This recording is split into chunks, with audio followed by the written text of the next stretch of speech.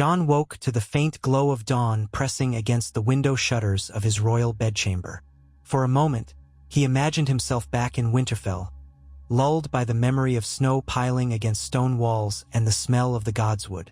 But the warmer, drier air of King's Landing soon asserted itself. He exhaled, recalling the swirl of tasks that awaited him. These were the demands of the crown.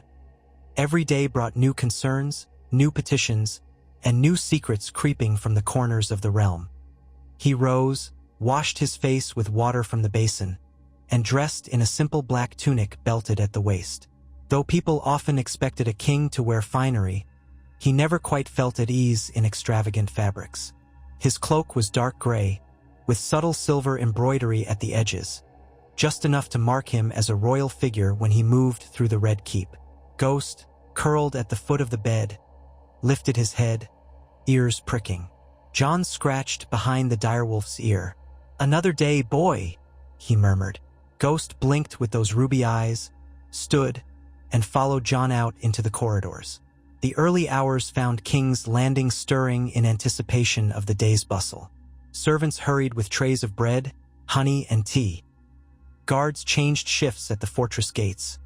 Minor lords and petitioners queued for a chance to speak before the royal court. As Jon made his way to the council chamber, he passed a line of half a dozen small folk who had been granted permission to bring their pleas directly. They bowed at the sight of him, eyes wide.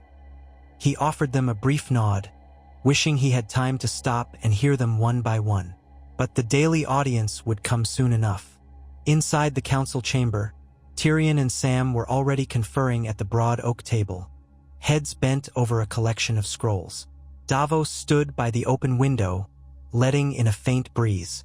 Brienne, in her white cloak, was not present, likely occupied with overseeing the Kingsguard's morning routines. Jon closed the door behind him, Ghost slipping in and settling near the threshold. Tyrion glanced up. "Good morning, Your Grace," he said, tapping a quill against the parchment. "We've letters from Dorne, both from Prince Caron and from the so-called Dornish loyalists. It's a tangled mess, as expected." Sam straightened a bit, adjusting the collar of his gray maester's robe. "Yes, and we also received a raven from the prince's messenger stationed in Planky Town. He warns that a faction of lesser lords wants to declare outright independence if they can rally enough support." Jon set his hands on the table, leaning forward. "What do they demand, precisely? Do they want to leave the Seven Kingdoms, or renegotiate some ancient pact?" Davos, arms folded, answered in his steady voice. "Both, it seems. Some want to break from the throne entirely. Others might settle for a special status, fewer taxes, more local autonomy. It's unclear if they speak for all of Dorne or just a handful of hot-headed houses." Jon's jaw tightened. Since returning from the north, he'd hoped to address the realm's issues methodically, but Dorne threatened to escalate. It reminded him of how fractious the Seven Kingdoms could be when old grudges stirred. "If Prince Caron hasn't directly asked for armed support, I'm reluctant to send troops. That might make things worse. But ignoring it entirely could lead to open rebellion." Tyrion steepled his fingers. "We do have an envoy in mind, Ser Armand of House Penrose. He spent time in Dorne as a younger man and speaks their dialect. We could dispatch him with a royal letter, reaffirming the crown's respect for Dornish traditions and urging them to stand behind Prince Caron. In return, we might promise certain concessions, like lifting a portion of the southern tariffs to help Dorne's trade. A gesture of good faith." Jon nodded slowly. "Yes, that was our plan. Let's finalize it. Ser Armand departs within the week. Have him carry a formal message, sealed by my hand, ensuring Dorne that we mean no oppression. We only want unity and peace." Tyrion made a note, then set aside the scroll. "We'll do that. Next, we have the matter of Lys. Apparently they're pressing for another trade agreement. They want to establish a merchant enclave on the outskirts of King's Landing.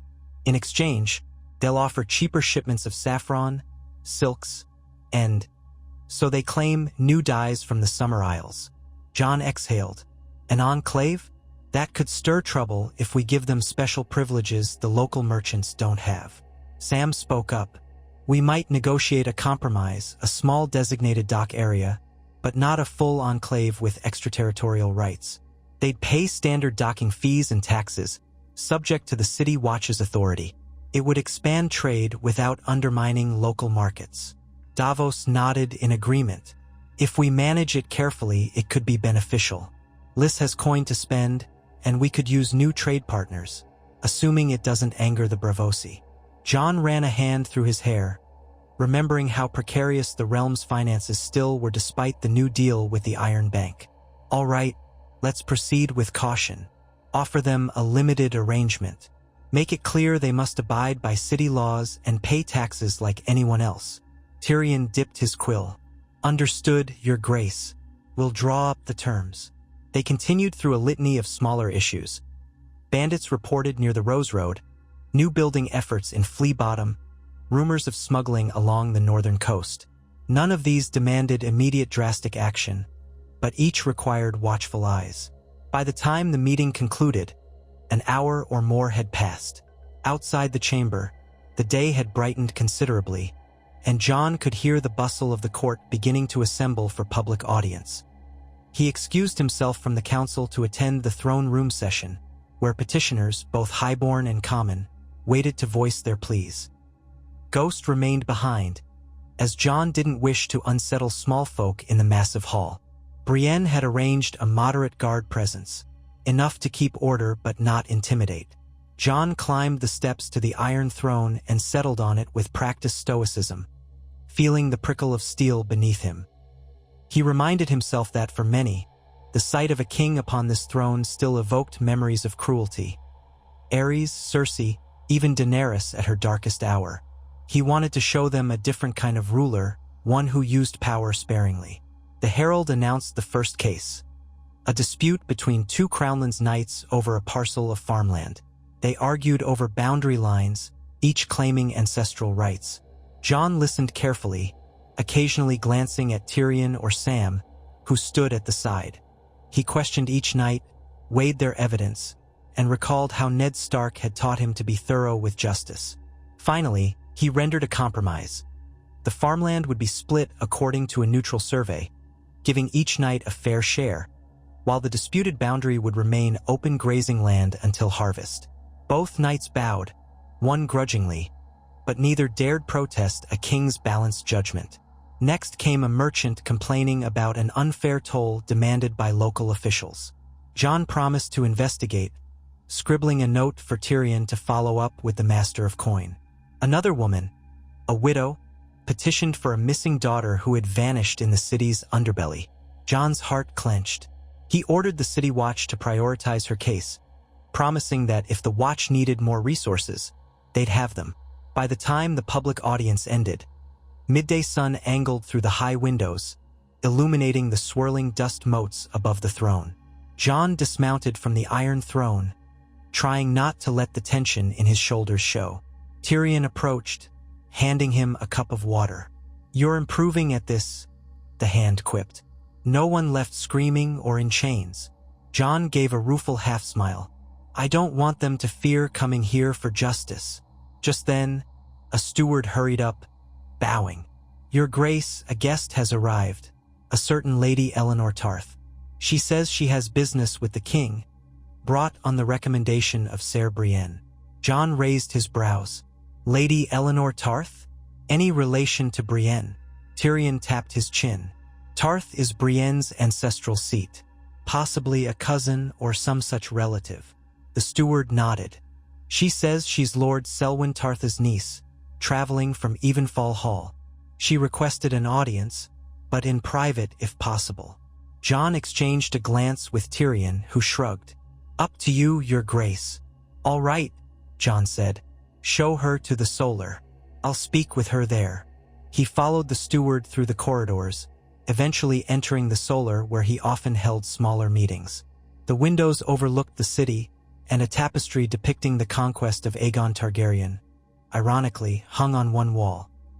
Brienne stood near the fireplace, face calm but eyes alert. Lady Eleanor Tarth, tall and fair-haired, turned to greet Jon with a respectful curtsy.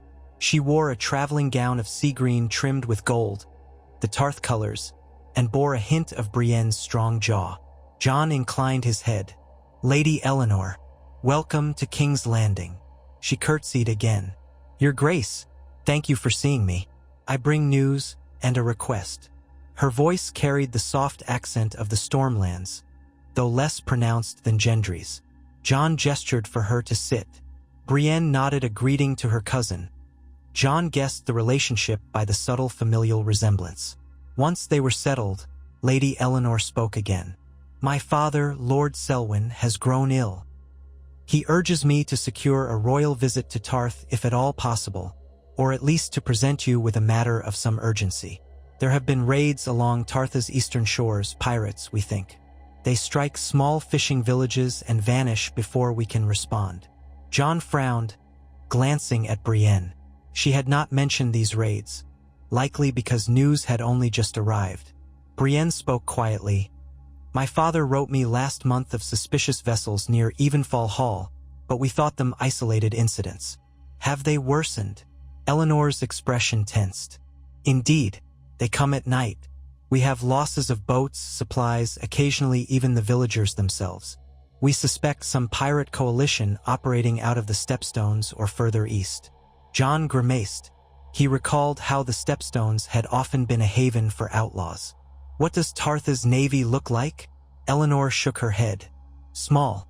We have a few coastal galleys, but not enough to patrol effectively.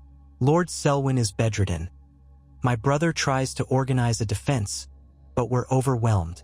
We hoped the Crown might send ships or men to help." Jon glanced at Brienne, who nodded, then at Tyrion, who had entered behind him. Tyrion rubbed his chin. "We have ships, though the royal fleet is still recovering after the wars. But Tarth is part of the Stormlands, and Gendry Baratheon pledged loyalty. Perhaps he can help muster a local fleet if we coordinate." Eleanor's eyes lit with cautious hope. "If you could persuade Lord Baratheon, we'd be grateful. Tarth has always served the realm faithfully. We don't want to appear helpless, but these pirates, they strike so quickly." Jon found his decision clear. "All right, I'll send word to Gendry at Storm's End. We'll see if we can spare a few royal warships. In the meantime, gather any intelligence you have on these raiders, ship descriptions, possible allies in Essos, and share it with us. We'll act as soon as we can." Eleanor rose, curtsying in gratitude.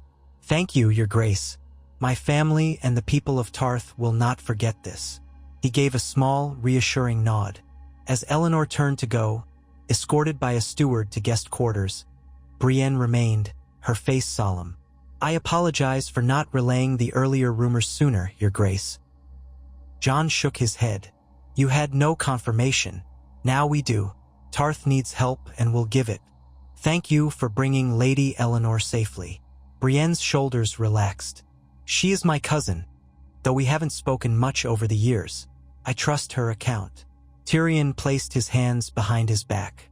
Another small crisis on the horizon, then. Pirates, troubles in Dorne, the daily tribulations of the city. We remain busy. Jon allowed a faint smile. "Such is ruling. We'll handle this too." When Brienne departed, Tyrion lingered a moment, regarding Jon with a thoughtful expression. "I wonder sometimes how you manage it all, north, south, now Tarth, plus the question of your personal life." Jon stiffened slightly. "You and Sansa have been conferring, I see." Tyrion raised a brow. "She mentioned it in passing. She's worried about your succession, your legacy. She's not the only one." Jon folded his arms, recalling the conversation with Sansa. "I'm aware, but I have no immediate desire to wed." Tyrion shrugged, a hint of sympathy in his eyes. "I understand. Still, rumors circulate about who the king might choose. Some say you'll look north for a Stark cousin, to keep the bloodline close. Others whisper you might formalize something with a southern lady, maybe from the Vale or the Reach to cement alliances, or even a match in Dorne to quell tensions." Jon exhaled. The idea of a purely political union unsettled him. "I won't force myself or anyone else into a loveless arrangement just for appearances." Tyrion's tone softened. "No one's asking you to be miserable, Jon, But neither can a king ignore the realm's expectations forever. Think of it not as a burden but as a chance. A chance for companionship, maybe even happiness. Jon paused. He didn't want to delve into that now. Let's focus on Tarth and Dorne first. The rest, I'll handle it. Tyrion gave a mild nod, the lines of his face suggesting he'd not dropped the subject entirely. As you wish, Your Grace. Jon left the solar, a faint ache blooming behind his temples. There was always something. The crown demanded not just his leadership but his future, his personal choices. He yearned for simpler days when his biggest worry was how to impress upon the Night's Watch that the real enemy lay beyond the wall. Now the enemies were intangible: political unrest, faith disputes, foreign intrigues.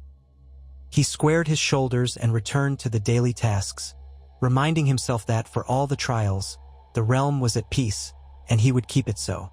Days slipped into a routine. Morning council meetings, afternoon audiences, letters to and from Gendry about Tarth, messages to Dorne, negotiations with Lys. Even the city's daily life felt calmer. He took some heart in that, believing the people sensed a stable king. Now and then, he found time to walk the city incognito with minimal guards, checking on the progress of rebuilding. Flea Bottom was less chaotic than before, with new communal ovens built to replace those lost in the Dragonfire. At each corner, he overheard talk of the king who was raised in the north but sits the Iron Throne, usually said with a cautious respect. One mild afternoon, as he paused by a newly erected statue of the Seven in a half-rebuilt sept, he spied an old woman lighting a candle at the base. She murmured a prayer for her grandchildren, lost in the wars. Spotting Jon, though not recognizing him, she asked if he believed the city would ever truly be safe again. He answered with quiet certainty, "I think it will, in time. We must all work to see it so." She nodded, grateful for the reassurance, none the wiser that she'd spoken to the king. Moments like that reinforced Jon's resolve more than any council discussion could. Meanwhile, the envoy Ser Armand set off for Dorne, carrying Jon's written pledge of respect for Dornish autonomy and a cautionary note that rebellion would only bring more bloodshed. Jon prayed that Prince Karen would hold the fractious houses in check, but until a reply arrived, there was little else to do. On Tarth's front, Gendry responded promptly, agreeing to dispatch a handful of Stormland galleys to aid Lord Selwyn Tarth. Jon supplemented that force with 2 royal warships, an expensive gesture, but a necessary one. Lady Eleanor wrote from Evenfall Hall, thanking him for the support and detailing a few sightings of swift pirate craft. The Stepstones indeed seemed the source, though identifying which Sellsword or pirate lord commanded them was no easy task. Amid these developments, the High Septon made a polite request to see Jon. Though they had parted on cordial terms after implementing the licensing system for brothels and certain moral guidelines, the faith never ceased its vigilance. Jon agreed to meet him in one of the Red Keep's side septs, an airy chamber with stained glass windows depicting the Seven. The High Septon arrived in spotless white robes, accompanied by 2 warriors' sons who waited discreetly at the entrance. After the usual formalities, the High Septon said, "Your Grace, I come bearing gratitude for the Crown's continued support of the poor. The new almshouses are nearly complete, and many orphans find refuge there." Jon inclined his head. "That is good to hear. The realm's most vulnerable deserve protection." The High Septon nodded gravely, then lowered his voice. "Yet we remain concerned about certain vices. The licensing helps regulate them, but the faith wonders if we might do more to discourage gambling halls, certain taverns known for illicit dealings. The City Watch tries, but corruption remains a risk. We fear the souls of King's Landing might drift towards sin if we do not curb it." Jon recognized the subtle push. "I understand, but if we crack down too hard, we risk driving these activities underground or fueling resentment. We must keep a balance." A flicker of disappointment or frustration might have crossed the High Septon's face, but he masked it well. "Balance, yes. I pray the Seven guide us. Another matter, Your Grace. The question of your rightful heir. People talk wonder. The faith hopes you will heed the gods and choose a queen who will support your righteous rule." Jon's shoulders tensed. Even from the faith, the pressure came. "I'm aware of the realm's interest in my succession," he said carefully. "In due time, I will address it. For now, the stability of the kingdom is my priority." The High Septon spread his hands in a gesture of piety. "May the crone's wisdom illuminate your path, your grace. The faith stands ready to bless any union you deem fitting." He offered a polite bow, concluding the conversation. Jon allowed him to depart without committing to anything further. That evening, Jon sat in his private solar, letting the day's tensions ebb. The broad windows were thrown open to catch the cooler night air. Ghost dozed in a corner, eyelids half shut. Tyrion joined Jon for a late meal of roasted pheasant and wine, while Davos was off handling a matter with the city watch. A single candle flickered on the table, illuminating a few scrolls Jon had yet to read. He rubbed his temples, recalling how the High Septon had slyly nudged him about heirs. Tyrion took a small sip of wine, then set the goblet down. "You look troubled, Jon." Jon offered a hollow chuckle. "I suppose I am. Every day it seems there's another person reminding me I need to marry, produce heirs, tie the realm together." The High Septon was less subtle today. Tyrion made a sympathetic noise. "Yes, that's his job, in a way, ensuring moral order and continuity of the monarchy. You are the realm's center, whether you wish it or not." Jon stared out the window at the lantern-lit city. "I know, but I won't be forced into something just to satisfy them. Sansa suggested I keep my eyes open, though. Sometimes I wonder if the realm would be stronger with a queen from a major house, like the Tyrells once were, or the Martells, or the Arryns or Tullis. I might quell regional discontent. But do I have the will to do that?" Tyrion tapped his fingers on the table. "A political marriage could indeed help. But if you're not prepared for it, it could create more trouble than it solves. An unhappy marriage might breed suspicion and resentment. Or consider another angle. You might marry someone who genuinely supports your vision, forging both an alliance and a personal bond. Rare but possible." Jon shrugged, uncertain. "I'm not sure I want to search for that now. There's so much to handle already. Dorne, Tarth, the city's reconstruction." Tyrion leaned back. "Then let it be for the moment. The realm isn't on the brink of war over the lack of an heir. But be aware, whispers only grow louder with time. Some might question whether you truly intend to remain on the throne if you have no heirs. They might fear a succession crisis." Jon let out a breath. "I know. I'll deal with it eventually." They switched topics, discussing Tartha's next steps to root out the pirates. Then they parted ways for the night. Jon retreated to his bed, but sleep came slowly. He remembered Daenerys's unwavering belief in her right to the Iron Throne, how that had consumed her at the end. He did not want to emulate her single-mindedness, nor did he want to leave the realm adrift when he was gone. He drifted off with those questions swirling in his mind. A week later, a raven from Dorne arrived. Ser Armand had reached Sunspear, conferred with Prince Karen, and discovered that the discontented houses were more numerous than initially suspected. However, many were open to negotiation if the crown formalized certain promises about Dornish self-governance. The letter ended with a request from Prince Karen himself for Jon to consider visiting Dorne, demonstrating his willingness to treat them as equals. It was not an outright summons, but a pointed invitation. Jon read the letter in the small council's presence. Tyrion spoke first. "That's a bold step. Traveling to Dorne would be quite the statement. It could soothe tensions or, if handled poorly, inflame them." Sam added, "Historically, the Targaryens clashed with Dorne repeatedly until marriage alliances and treaties formed an uneasy peace. Perhaps a symbolic visit from you, half Stark, half Targaryen, would be seen as a new beginning." Davos tapped the table. "We can't ignore the possibility of danger. Dorne is proud. Some extremist might view you as an invader, especially if they blame Targaryens for past atrocities. But if Prince Karen assures your safety, that might be enough." Jon weighed the risks. The realm had stabilized somewhat, yet Dorne was a thorn that could fester if neglected. If we ignore this invitation, we risk emboldening the malcontents. If we accept, we might unite them behind Karen. And if, as you say, I show them respect, we might prevent a rebellion. I'll go. Tyrion's brows rose. Are you certain? It's a long ride, and we might want to take at least a modest escort. The desert roads are harsh, and the Dornish nights are no trifling matter if something goes awry. Jon gave a firm nod. We'll do it carefully. But yes, I'll accept the invitation. We can't keep ignoring each other. I'll send a raven to Prince Karen, letting him know I come in peace. Meanwhile, let's prepare. I'll need a small retinue, enough to show proper standing, but not so large it appears I'm bringing an army. Davos leaned forward. I volunteer to accompany you, Your Grace. I have some experience in diplomacy, smoother than facing pirates, at least. Tyrion smirked. I'm sure the prince will appreciate the Knight of the Onion by your side.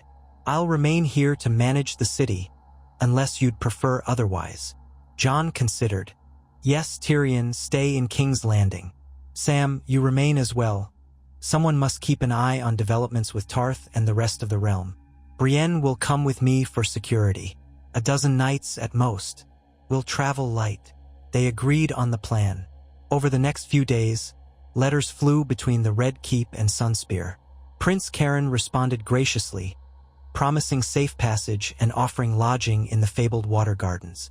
The tension in Dorne still simmered, but Karen was determined to show Jon that the majority desired a peaceful resolution.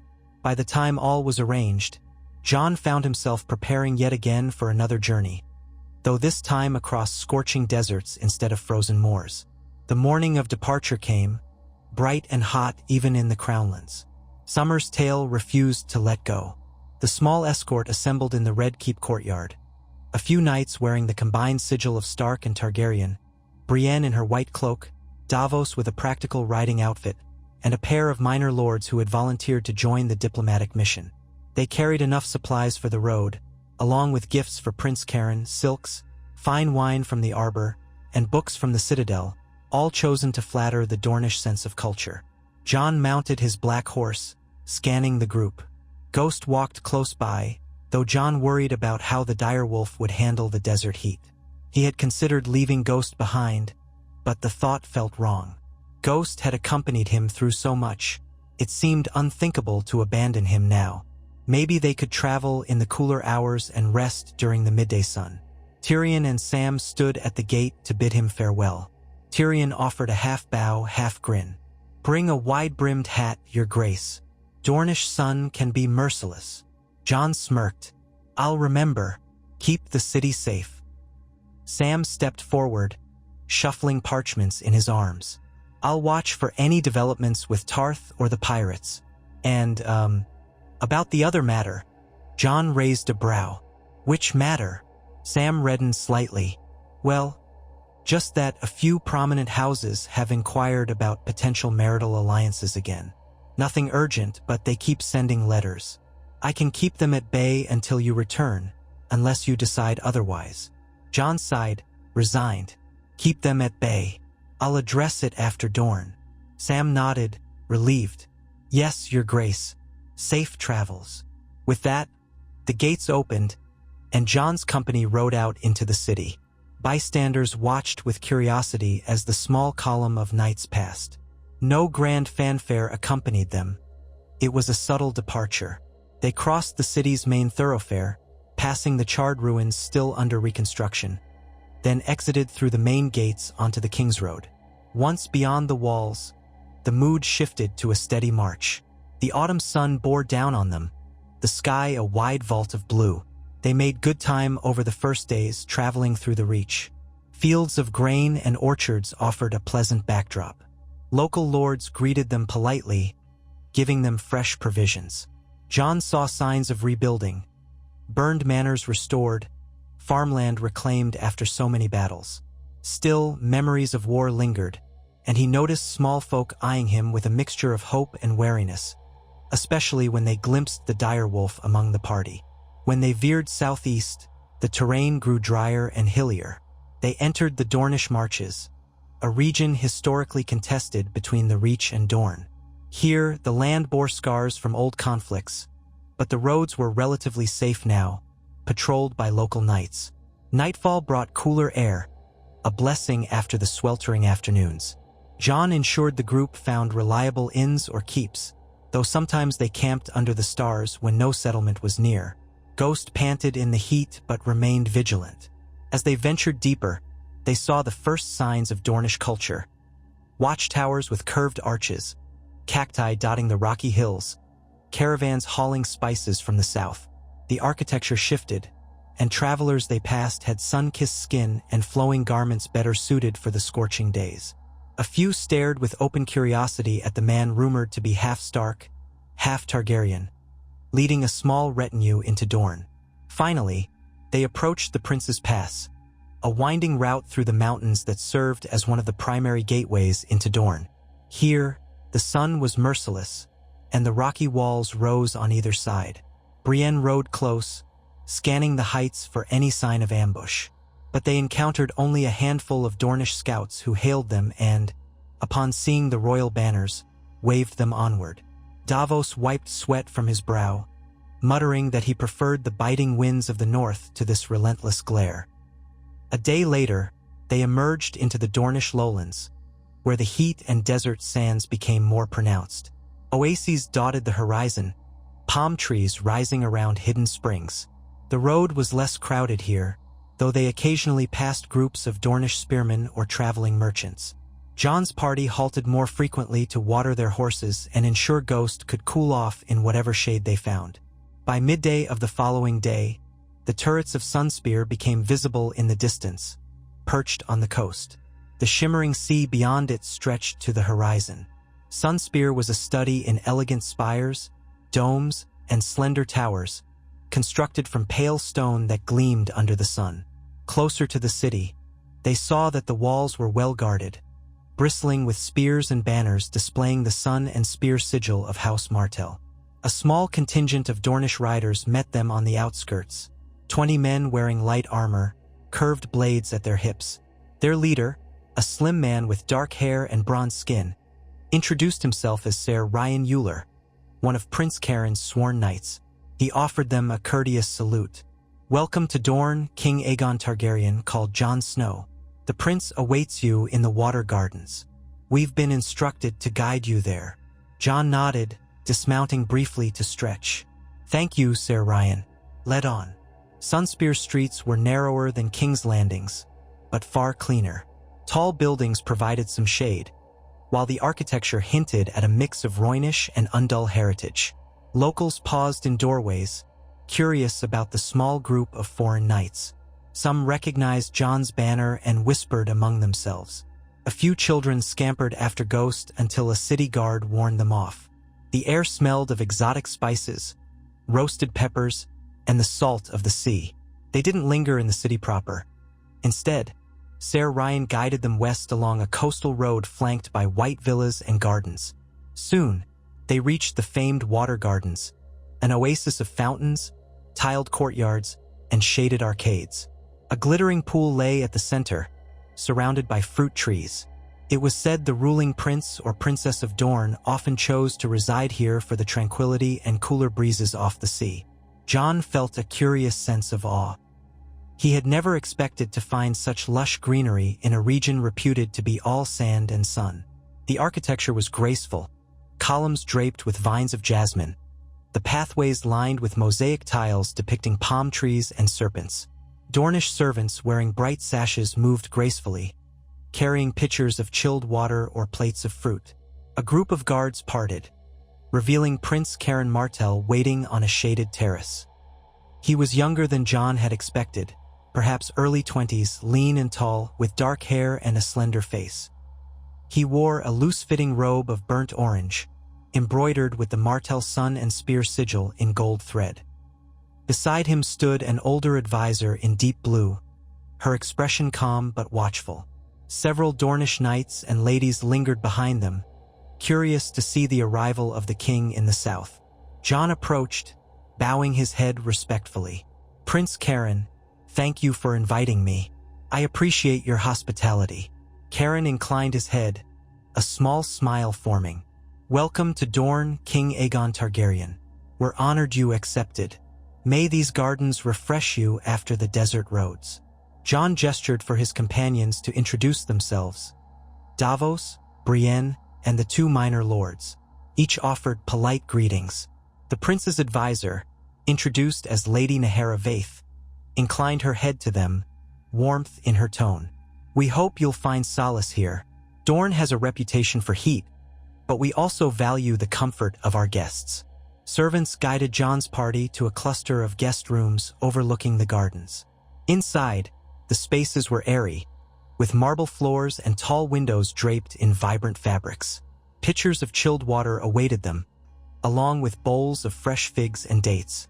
Jon thanked the servants, noticing how neatly everything was arranged. The Dornish took pride in such details. After some rest, they reconvened on a terrace where cushions and low tables surrounded a central fountain. Prince Caron's retinue joined them, offering cool wine and spiced delicacies. Caron leaned back against the cushions, studying Jon with keen eyes.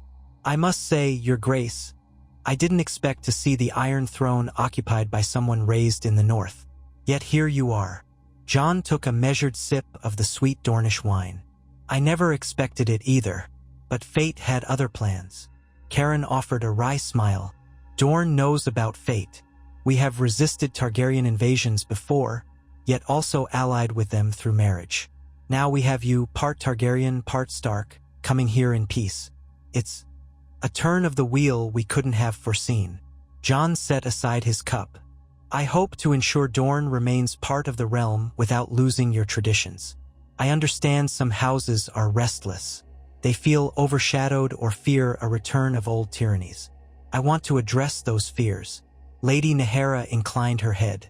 "They do indeed fear that history might repeat itself. Yet your actions since taking the throne suggest otherwise.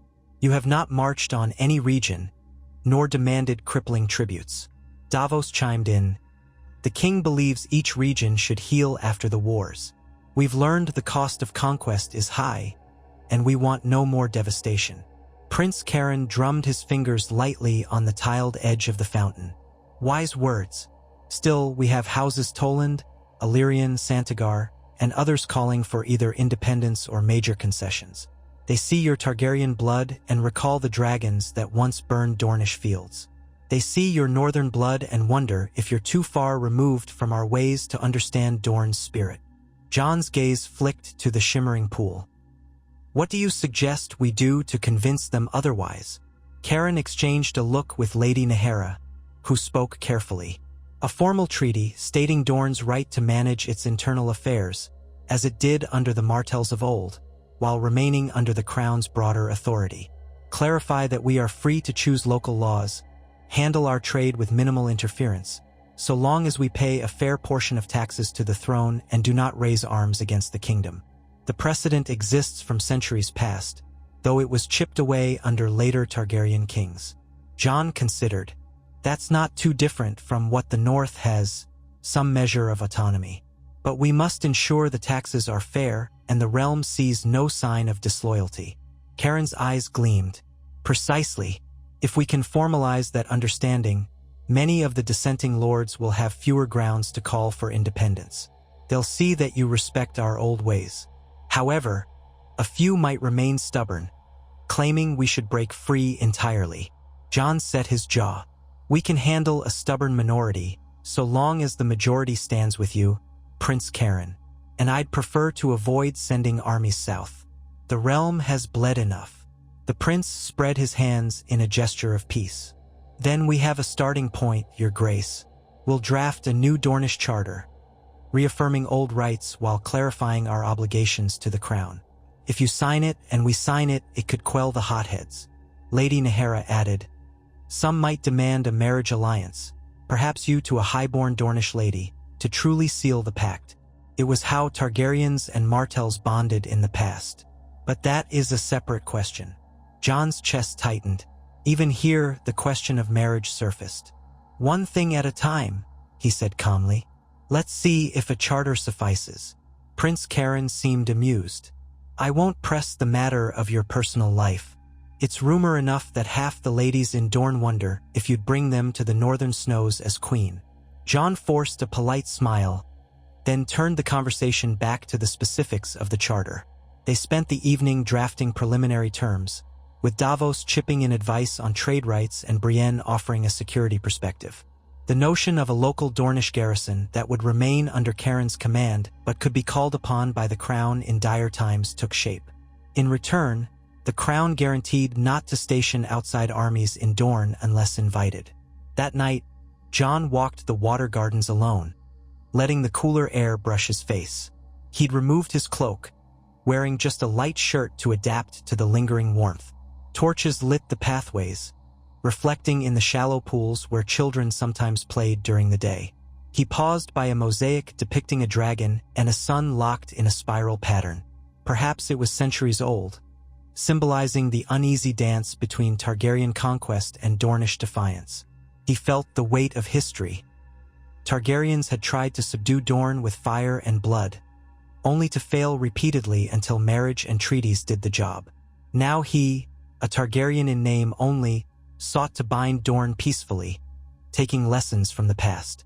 His parentage had made him heir, but his upbringing taught him caution and empathy. If this charter worked, Dorne might remain in the realm without further bloodshed. If it failed, rebellion might spark again. Soft footsteps behind him. Lady Nahara approached, her long robe whispering against the mosaic tiles. She bowed her head in greeting. "Your Grace, I apologize if I startled you." Jon turned. "No, it's fine. I was just thinking." Nahara clasped her hands. "The prince asked me to see if you needed anything. He retired early, worn from the day's discussions. But I remained in case you had questions about the charter or about Dorne itself." Jon smiled politely. "Thank you, Lady Nahara. I think we have a good start. I'd like to see how the dissenting lords react once they read the terms." She nodded. "We'll summon them soon to discuss the final draft. I suspect some will demand more, but hopefully not enough to derail the entire effort." Jon hesitated, then ventured, "What's your sense of them? Are they truly willing to revolt? Or is this mostly posturing?" Nahara gazed at the mosaic. "House Toland lost many in the wars, and they blame the Targaryen name. House Illyrian has always bristled under any authority not their own. They might have drawn other minor lords into their orbit with promises of a free Dorne. But open revolt? Likely not unless provoked. If you show yourself amenable, they might relent." Jon nodded, relieved.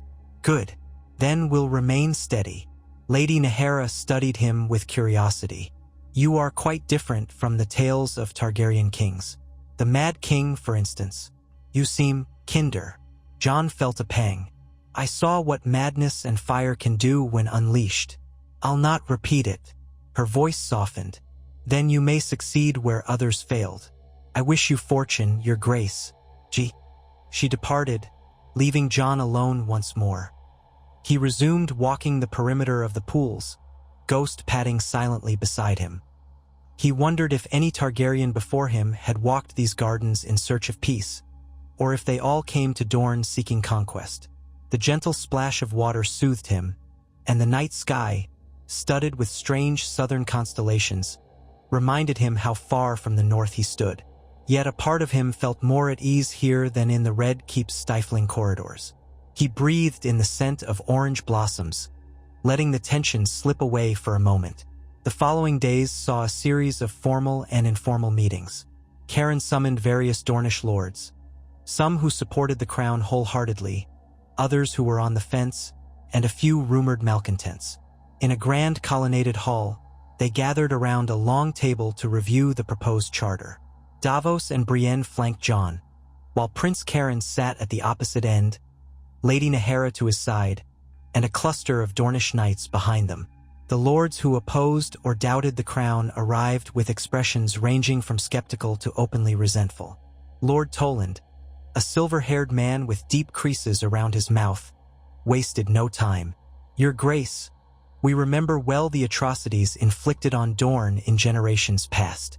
Why should we trust this new Targaryen king to keep his word?" Jon steadied himself. "Because I have no interest in repeating those atrocities, my lord. I came here in person with only a small escort to show my goodwill. I want peace and mutual respect. The draft charter ensures your rights, your laws, your ways remain intact. But we remain one realm, so we can stand against any threat together. Lord Illyrian, a lean woman with piercing eyes, spoke next. Words are cheap. When the time comes to collect taxes or enforce a southern decree, how do we know you won't ride roughshod over us with an army? Davos cleared his throat. There's a clause preventing a standing foreign garrison in Dorne without the prince's invitation. Taxes would be set at a fixed rate, akin to other regions, not arbitrarily raised. If the crown violates these terms, you have grounds to protest legally, without resorting to war. Toland's lip curled. Legal protest? Against the Iron Throne? A man who sits in King's Landing can press us if he wants. The North, the Stormlands, even the Reach might side with him. We'd be outmatched. That's what history teaches us. Jon leaned forward. History also shows Dorne can be impossible to conquer when united. I prefer not to test that. I'm not here to threaten you. I'm here to rectify the mistakes of the past. If you refuse even the chance of peace, we achieve nothing. A murmur swept the lords. One of the moderate voices, Lord Manwoody, chimed in. Perhaps it's time we let the old wounds heal. We all suffered under the wars. The king's approach seems fair. Do we demand war again, or do we try this new arrangement? Illyrian and Toland exchanged wary looks. Lady Nahara quietly laid out the key points. Local governance, no foreign soldiers, a proportionate tax, a vow by the crown never to burn Dorne with dragonfire, reaffirming the old pacts of mutual defense. Tensions softened slightly as the details became clearer. By the end of the session, the dissenters weren't satisfied, but they agreed to come back for further discussions rather than storm out. Privately, Karen told Jon, "That's as much as we can expect in one day. They're proud, but they're not blind. They see you didn't come with an army or a vengeful heart." Jon accepted this with a cautious nod. "I'll keep reaching out. Let them see I'm sincere." In the midst of these talks, a messenger arrived from King's Landing with letters. Tyrion's missive summarized a few new developments. Tarth's combined fleet had driven off a small group of pirates, capturing 2 ships. The rest scattered, but Lord Selwyn Tarth was grateful. Meanwhile, the High Septon had sponsored a new orphan relief drive, drawing applause from the city. And yes, Tyrion added, a few more proposals for Jon's marriage had landed on his desk. He humorously threatened to burn them if Jon wished. Jon chuckled darkly at that line but sent back a polite note telling Tyrion to keep stalling. Another letter came from Sansa, who congratulated him on venturing to Dorne, urging him to remain cautious. She also mentioned that House Manderley continued strengthening White Harbor's trade routes. The north was calm, though winter winds hinted they might see an early snowfall. "I envy your warm climate," she wrote, "but I know you'd trade the sun for these snows any day. Return soon." The longing in her words made Jon smile wistfully. At last, after several more meetings, they had a near-complete draft of the Dornish Charter. Prince Karen arranged a ceremonial gathering in the Water Gardens, inviting all the dissenting lords to witness the signing. They gathered by the central fountain at midday, the mosaic underfoot shimmering. Musicians played soft harp melodies, and servants offered fruit juice or chilled wine. Jon stood on one side, Karen on the other, with the lords arrayed around them in a circle. A scribe read the key points aloud. The sun beat down fiercely, but the shade of palm trees kept the place bearable. Lord Toland and Lady Illyrian glared at times, but they listened. When the scribe finished, Karen stepped forward. "This charter upholds Dorne's ancient rights while confirming our place in the 7 kingdoms. I, Prince Karen Martell, put my seal upon it." He pressed his ring into the hot wax on the parchment's signature line. The Martell sun and spear emblem took shape. Then all eyes turned to Jon. He took the scribe's quill, feeling the hush thicken. This was a defining moment.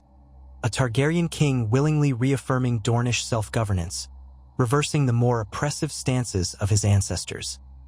Jon dipped the quill in ink, then signed Aegon Targaryen, though part of him still felt more comfortable with the name Jon Snow. He pressed the Targaryen signet into the wax. The red wax bore the dragon's 3 heads. A ripple of murmurs spread through the gathered lords. Some clapped politely. Others stayed quiet, eyes narrowed, but no one openly protested. Karen raised the parchment. With this, we commit ourselves to a future free of the bloodshed that once defined our relationship. May it stand as a testament to peace. Jon offered a slight incline of his head. I pledge the crown will honor these terms. I thank Prince Karen and the Lords of Dorne for allowing me to prove my intent. Toland grunted, giving a small nod. Illyrian huffed but said nothing. Other lords bowed or raised their cups in a gesture of acceptance. The tension didn't vanish overnight, but the charter provided a solid foundation. Jon felt a relief akin to unclenching a fist he'd kept tight too long. If this held, Dorne would remain part of the realm peacefully, lessening the chance of future conflict. In the days following the signing, Karen hosted a series of smaller feasts. Music, dancing, and the lively swirl of Dornish color filled the water gardens. Jon attended as many as he could, though he was never fully at ease in such social settings. Davos politely sipped wine, chatting with Dornish knights about shipping routes and alliances. Brienne stood by, occasionally receiving polite inquiries from Dornish ladies curious about the famed female knight. Jon noticed how some ladies and even a few men eyed him with keen interest, but he kept conversations focused on politics or idle pleasantries. The question of marriage or alliances lingered just under the surface, unspoken but palpable. During one such feast, under lanterns strung between palm trees, Prince Karen approached Jon with a grin. "You look like a man who'd rather be anywhere else, King Aegon." Jon half laughed. "Feasts aren't my comfort zone, but I appreciate the welcome." Karen nodded, sipping a goblet of cool wine. "You can relax a bit, you know? I doubt anyone here is going to leap forward with a dagger. We Dornish may be passionate, but we keep hospitality sacred." Jon lowered his voice.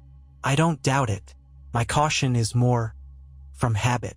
Too many knights expecting betrayal. But I'm trying." Karen watched him thoughtfully. "Let me guess.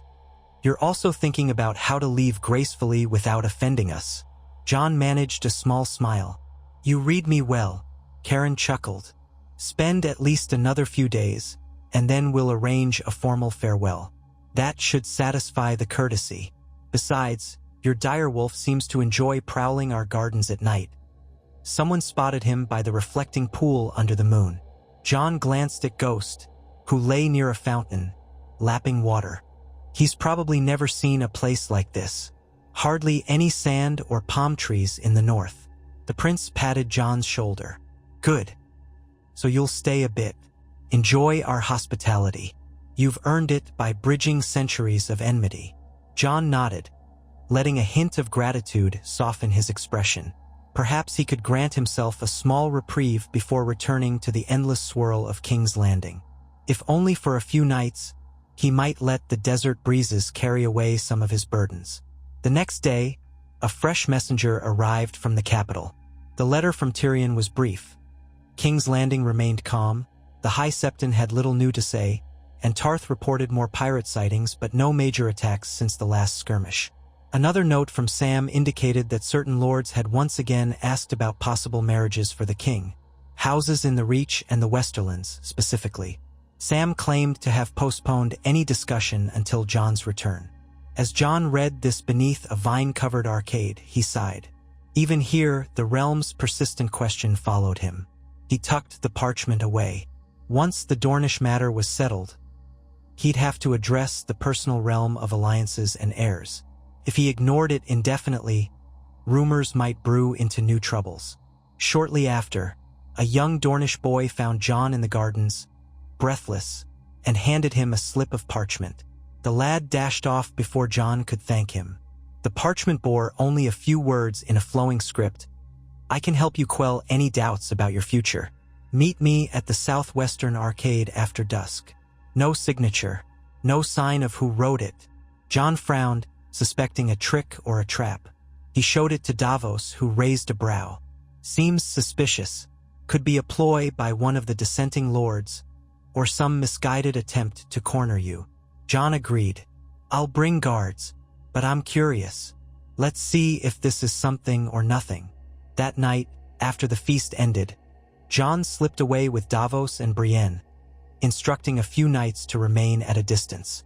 They found the southwestern arcade near a cluster of citrus trees, dimly lit by a single lantern.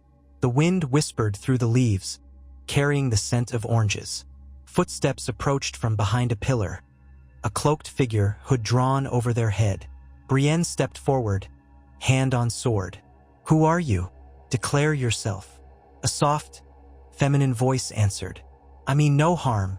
I simply wish to speak with the king privately. Please, no swords." Jon nodded for Brienne to relax a fraction. "Speak, then." The figure lowered the hood, revealing a woman with dark braided hair and sharp, intelligent eyes. She wore modest Dornish attire, a sash of golden color. "I am Sarah Toland, daughter of Lord Toland." Jon's posture stiffened. "Your father is among those who questioned my presence." She inclined her head. "Indeed, and he'd be furious if he knew I was here.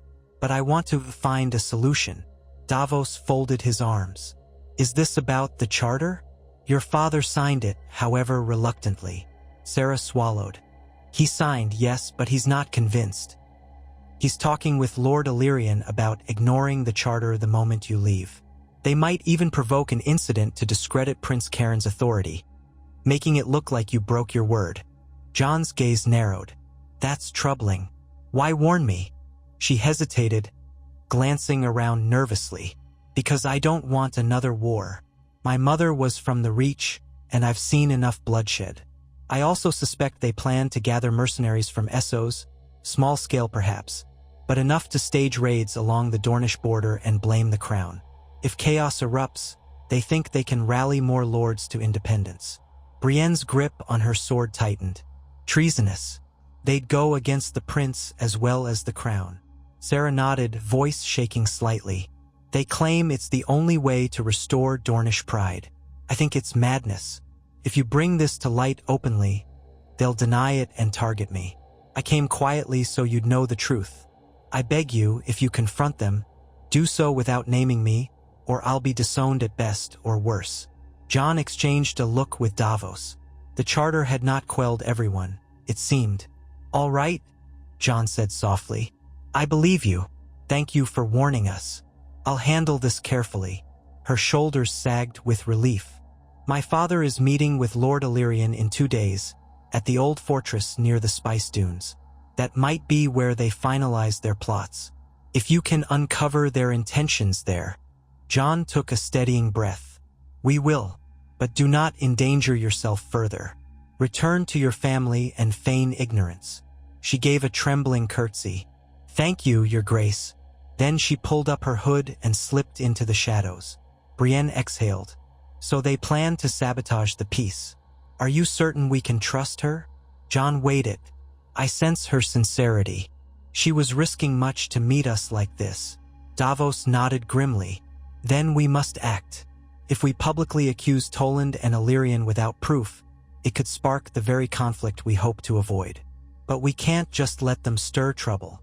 Jon set his jaw. "We'll gather evidence. Maybe we can catch them in the act at that fortress meeting. If they're truly planning something, we reveal their treachery to Prince Karen and the other lords. That might isolate them." Brienne's eyes flashed with resolve. "I'll accompany you, Your Grace, but we should move carefully. A trap might await us instead." Jon agreed. "Yes, let's share this with Karen discreetly. We have 2 days until that meeting. We'll plan." They withdrew, the orchard's lantern flickering behind them. The promise of peace in Dorne suddenly felt fragile again. Even though the charter was signed, men's hearts carried grudges that parchment couldn't erase. Jon's mind whirled with the need to preserve the new accord, to protect Sarah, and to avoid another war. Fate, it seemed, tested his every step. In a private meeting the next morning, Jon, Davos, and Brienne informed Prince Karen and Lady Nahara of the warning. The prince's face darkened. "So Toland's daughter claims they're plotting behind our backs. Did she provide any hard proof?" Davos shook his head. "Only her word, but she gave specific details. A fortress near the Spice Dunes, a meeting in 2 days. That's fairly precise. Karen paced by a carved pillar. Toland is headstrong, Illyrian even more so. If they conspire to launch raids or hire mercenaries, they risk everything we've built. We can't let them spark a conflict that drags all of Dorne into war. Jon frowned. We should confront them quietly, gather proof. If we barge in with an army, they'll claim the crown is violating the charter. But if we do nothing, they might proceed unchallenged. Lady Nahara suggested. Perhaps a small group could ride there in secret, observe the meeting. If we catch them negotiating with sellswords or discussing open rebellion, we'll have grounds to denounce them. Then we act. Jon nodded. Yes, I'll go. Brienne and Davos too, plus a handful of trusted knights. We'll approach under cover of darkness, see what's happening. If it's innocent, we quietly return. If not, we act. Karen's eyes flashed with worry. It's risky, but we can't just rely on rumor. Very well.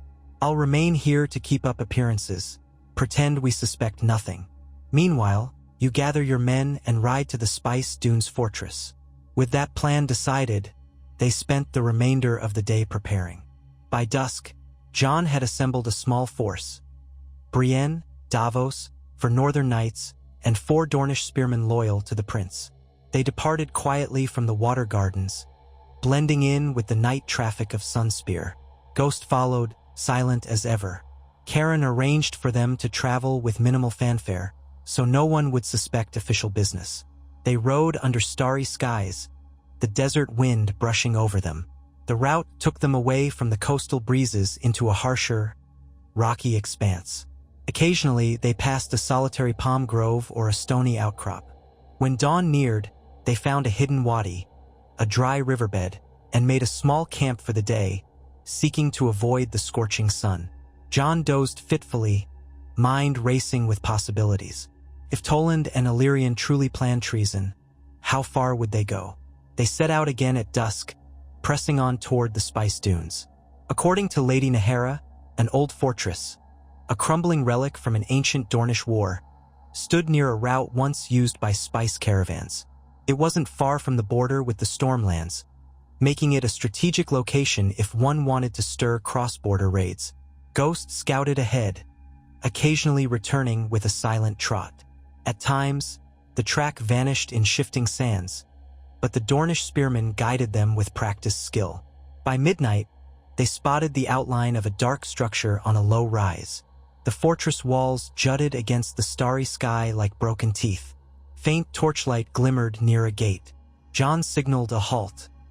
They dismounted behind a ridge, securing the horses. Brienne motioned for everyone to keep low. They approached on foot, the sand muffling their steps. Crouching behind a rock outcrop, Jon peered through the gloom. He saw a handful of horses tied near the gate, some bearing the sigils of House Toland and House Illyrian. Lanterns glowed within the courtyard. Davos whispered, "Looks like they're here. Question is what they're up to." One of the Dornish spearmen murmured that he recognized a sellsword banner from Essos, a black snake coiled around a spear. Likely mercenaries from the Disinherited Sons, rumored to ply the coasts of the Narrow Sea. If that was true, it was damning evidence that these lords intended to hire foreign fighters. Brienne's mouth set in a hard line. They advanced closer, keeping to the fortress's crumbling outer wall, until they found a small breach. Jon and Davos slipped through, leaving the others to watch or guard the perimeter. Inside, half the courtyard lay in ruins, the rest partially intact. Jon heard low voices echoing off stone. By creeping along the shadows, they reached a vantage behind a toppled arch peering around. They saw a group of men in a torchlit corner, kneeling around a crude table. Among them, Jon recognized Lord Toland's distinctive silver hair and Lady Illyrian's tall figure. Opposite them stood 3 men in mismatched armor, with the black snake emblem on their jerkins. Toland's voice carried, hushed but urgent. "We need enough men to strike quickly. Border raids, sabotage caravans, blame the crown for failing to protect Dorne. Show the other lords that King Targaryen is no friend of ours." One of the sellswords asked, "Payments good, though? We won't fight for scraps." Illyrian snorted. We have gold from certain sympathizers. Plus, any plunder you take in the raids is yours, as long as you follow our commands. When dawn rises, we'll see you well compensated. Asel's word spat. And if your prince or that king counters us? Toland's jaw tightened. Then we escalate. Some lords are ready to back us if the prince is discredited. The king, too. If we show them these outsiders can't protect Dorne, independence becomes the only solution. Davos and Jon exchanged grim looks. This was open treason. Seeking to undermine the charter, provoke conflict, hire mercenaries to stoke fear. Jon's blood simmered. He signaled for Davos to quietly retreat. They slipped back toward the breach, rejoining Brienne and the others. In hushed tones, Jon relayed what they'd heard. The question remained, how to stop them? Brienne's eyes flashed. We have enough men to strike, capture them here. That's solid proof, especially with the Sellswords on site. We can deliver them to Prince Karen for trial. One Dornish spearman nodded, excitement in his eyes. Yes, let's do it. We can trap them in the courtyard. They won't expect us. Davos glanced at Jon. Could be risky, but letting them leave might mean we lose our evidence. Jon flexed his hand around the hilt of Longclaw. We do it now, quietly, swiftly. The moment we reveal ourselves, they might flee or fight to the death. We can't let them vanish. They formed a plan.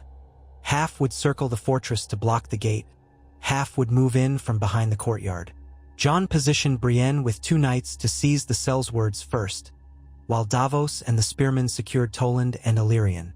Ghost would stay near Jon, ready to intercept any who broke away. The desert wind whispered through the shattered stones as they took positions. At Jon's soft signal, they charged in a sudden rush from the shadows. Brienne tackled one Sellsword, disarming him with a ringing clash of steel. Another knight pinned a second mercenary. Davos lunged for Toland, seizing his arm, while a spearman blocked Lady Illyrian's attempt to draw a dagger. The courtyard erupted in startled shouts.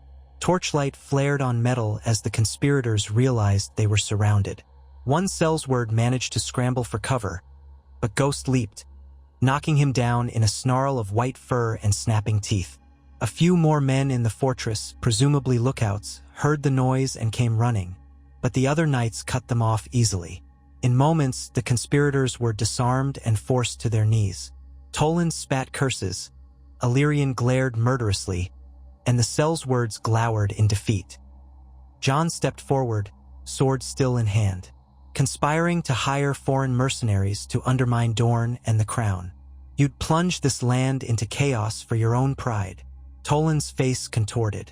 You have no right to chain Dorne with your false treaties. Illyrian hissed. We only sought true Dornish freedom. You Targaryens have no place here. Davos glowered. You signed the charter. You spat on your own word. Brienne pressed her blade lightly to a Sellsword's neck. They can whine about freedom, but they planned murder and lies. Jon took a sharp breath. We'll bring you to Prince Karen. He'll decide how to punish your treason.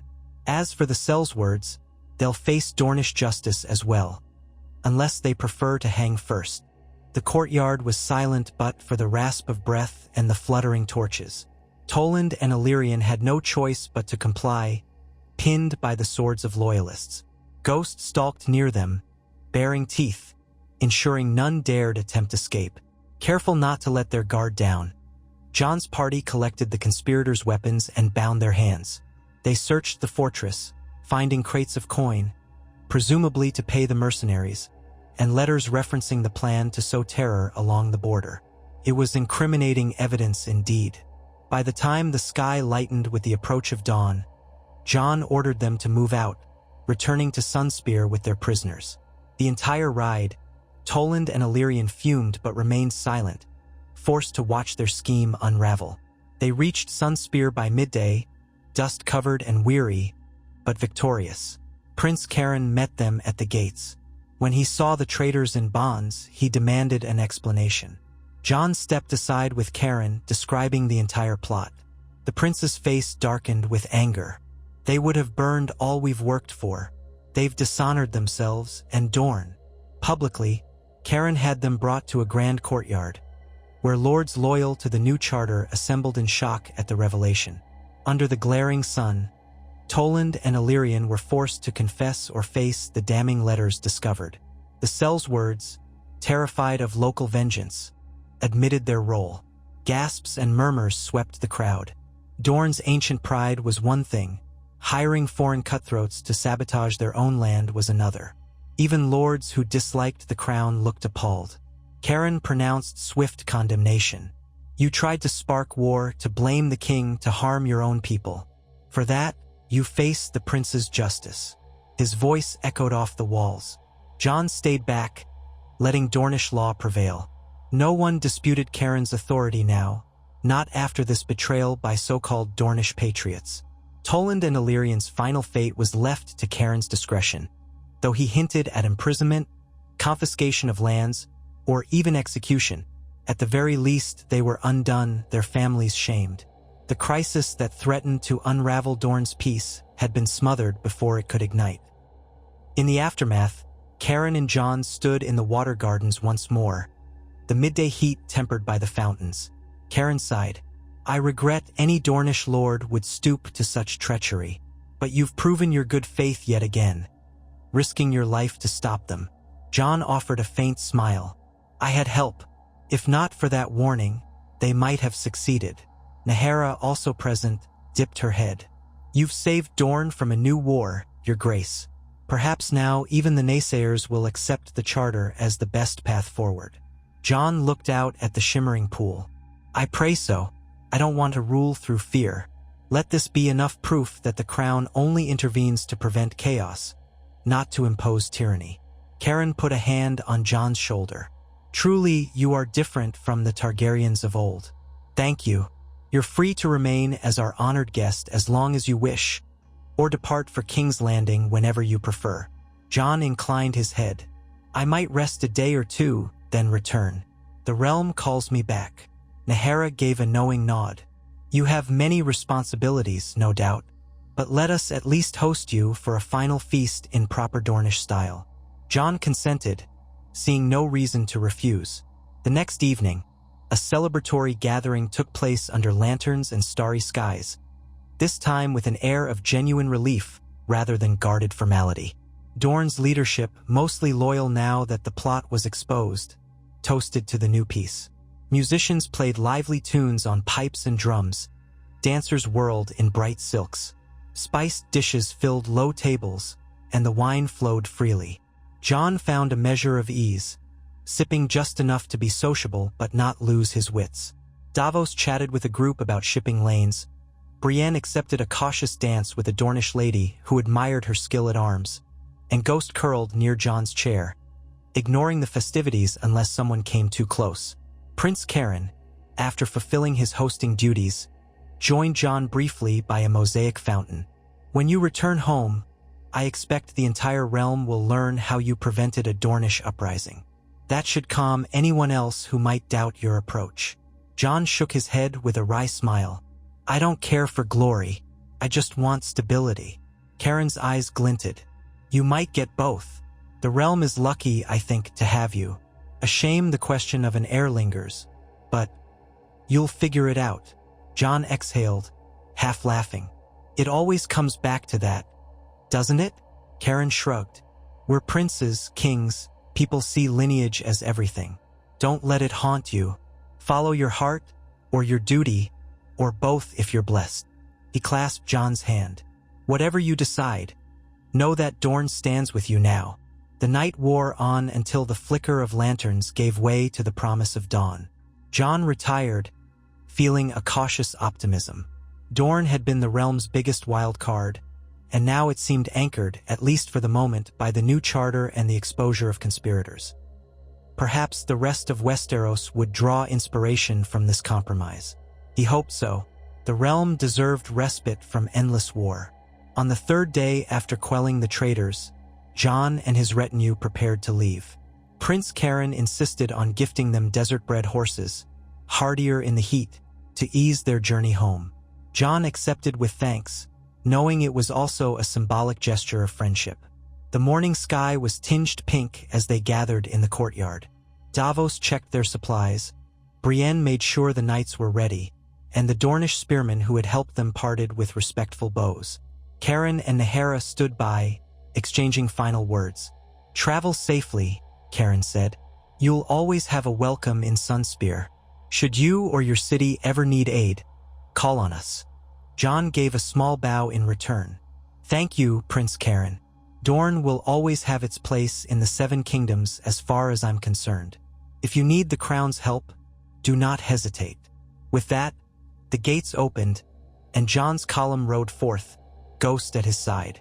Dornish locals paused to watch as they passed, some bowing, others staring in curiosity. The dryness of the air reminded Jon this land was so different from the north's snowy fields or the Crownland's mild climate. Yet he felt he had built a bridge across that difference. The old cycle of war with Dorne might finally be broken. They retraced their path, the desert wind trailing behind them. This time, the mood was lighter, the sense of a mission accomplished. Davos praised the new horses, which hardly tired even on the rocky slopes. At each night's camp, conversation glided between relief at success and curiosity about what awaited in King's Landing. Brienne mused that the High Septon would be pleased Dorne did not rebel, though she wondered if he would again mention the king's marital status. Jon could only groan at the inevitability. The journey back took a bit longer due to rest stops and the heat, but eventually they passed the Prince's Pass, re-entered the marches, and found cooler roads in the Reach. One evening, they stayed at an inn where the local folk recognized Jon. They cheered him as the king who went to Dorne and returned alive. Over cups of ale, they asked if Dorne would remain in the realm. Jon assured them it would, at least for now. People expressed relief no one wanted a fresh war. Finally, they reached the outskirts of King's Landing under a cloudy sky. Jon glimpsed the Red Keep's familiar outline and felt a mix of weariness and resolve. Another corner of the realm had been stabilized, yet the responsibilities here would rush at him again. As they rode through the city gates, Ghost walking calmly among them, a murmur spread through the crowds. The king had returned from Dorne. Some curious onlookers followed at a distance. The gold cloaks saluted. Jon nodded, acknowledging them, but longing for a quiet rest. In the Red Keep's courtyard, Tyrion was there to greet them, along with Sam and a handful of courtiers. Tyrion offered a theatrical bow. "Your Grace, I see you still have your head upon your shoulders. Good sign." Jon dismounted. "And no war in Dorne, if that's what you were afraid of." Tyrion's eyes lit. "Then we have cause to celebrate. I trust you can fill me in on the details once you've washed the sand out of your clothes." Sam beamed from behind his stack of scrolls. "Welcome home, Jon. We kept things steady. Only a few new issues, but nothing dire. The city remains calm. Tarth had another minor pirate sighting, but no major raids." Jon patted Ghost's flank, handing the reins of his horse to a stable hand. "Good. We'll speak in the council chamber soon." He entered the Red Keep, inhaling the more humid air. The stone corridors felt oddly comforting. He realized that over time, he had begun to see King's Landing as another kind of home, though never as intimate as Winterfell. Guards, servants, and minor lords offered bows or greetings. It was a relief to see no sign of crisis. For a fleeting moment, he allowed himself to imagine the realm truly growing peaceful on all fronts, north, south, and everywhere between. That hope met its next challenge the moment he sat down with Tyrion, Sam, and Davos for a briefing. After hearing about minor local updates, Tyrion set a few sealed letters before Jon. "From the Vale and the Westerlands, Your Grace. Both concern suitable matches for your royal person. One is from Lord Royce, suggesting a cousin of Lady Sansa's by marriage. Another from House Banefort, offering a daughter." Jon shut his eyes. "That again." Davos folded his arms. "With Dorne secure, they see a chance for you to turn your attention to securing your lineage. It won't stop." Sam spoke gently. "There's also a letter from Sansa. She says some in the North wonder if you might consider forging a strong alliance with the Vale or the Riverlands through marriage." The question's on everyone's lips. Tyrion shrugged. "You can't forever evade it, Jon. You might at least meet with a few prospects, decide if any arrangement suits you. Otherwise, speculation grows. Jon rubbed the bridge of his nose. He recalled Karen's advice in Dorne. Don't let it haunt you. Could he truly find a match that felt right? Or was it all political chess? The memory of Ygritte's fierce independence and Daenerys's tragic downfall flickered in his mind, reminding him of how love could be both solace and torment. He let out a resigned breath. All right, I'll consider meeting them. I can't promise more than that. If I find no one suitable, I won't force a union. Sam brightened. That's a start. Sansa might help by suggesting who truly has your best interests at heart. Jon nodded. Yes, I'll write to her. In the meantime, let's not spread word that I'm holding a bride selection tournament or anything like that, he added wryly. Tyrion grinned. Perish the thought, though I'm sure it would amuse half the realm.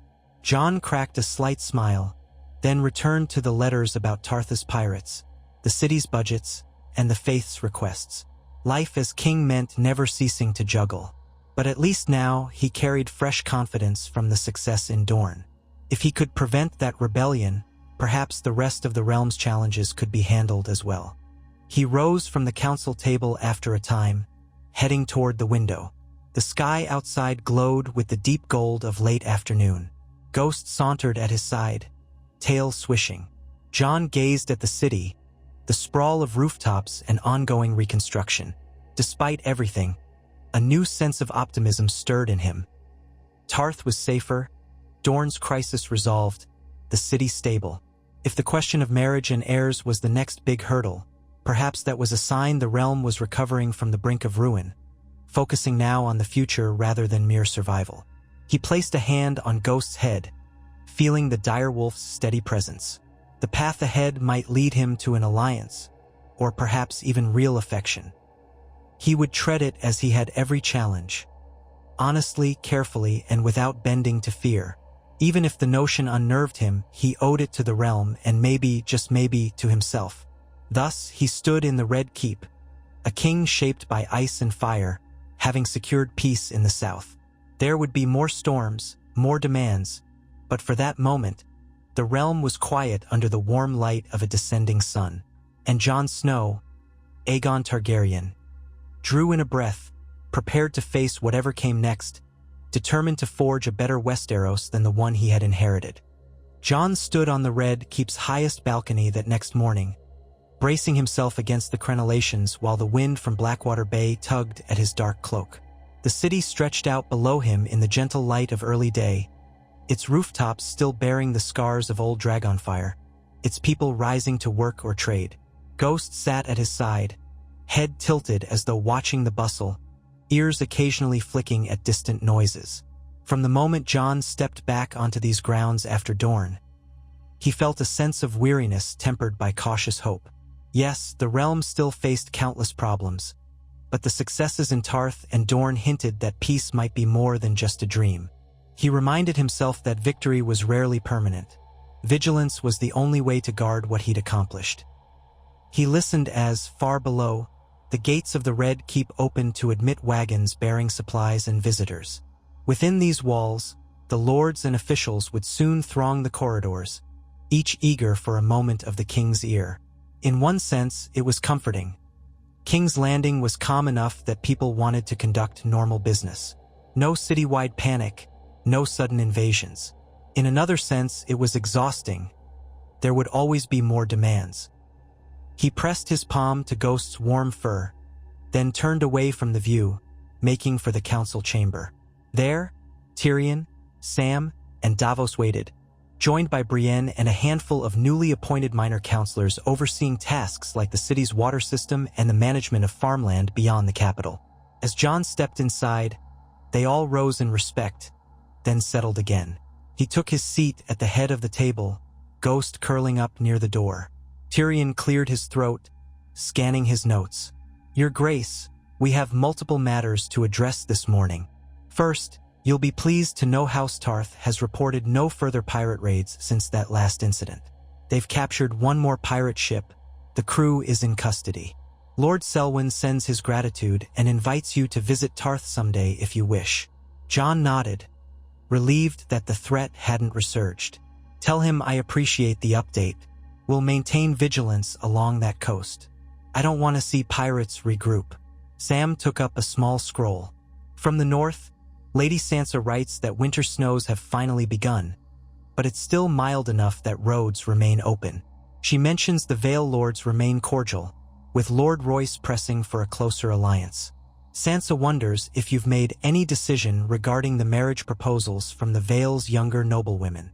Jon's jaw tightened fractionally. He'd expected that topic.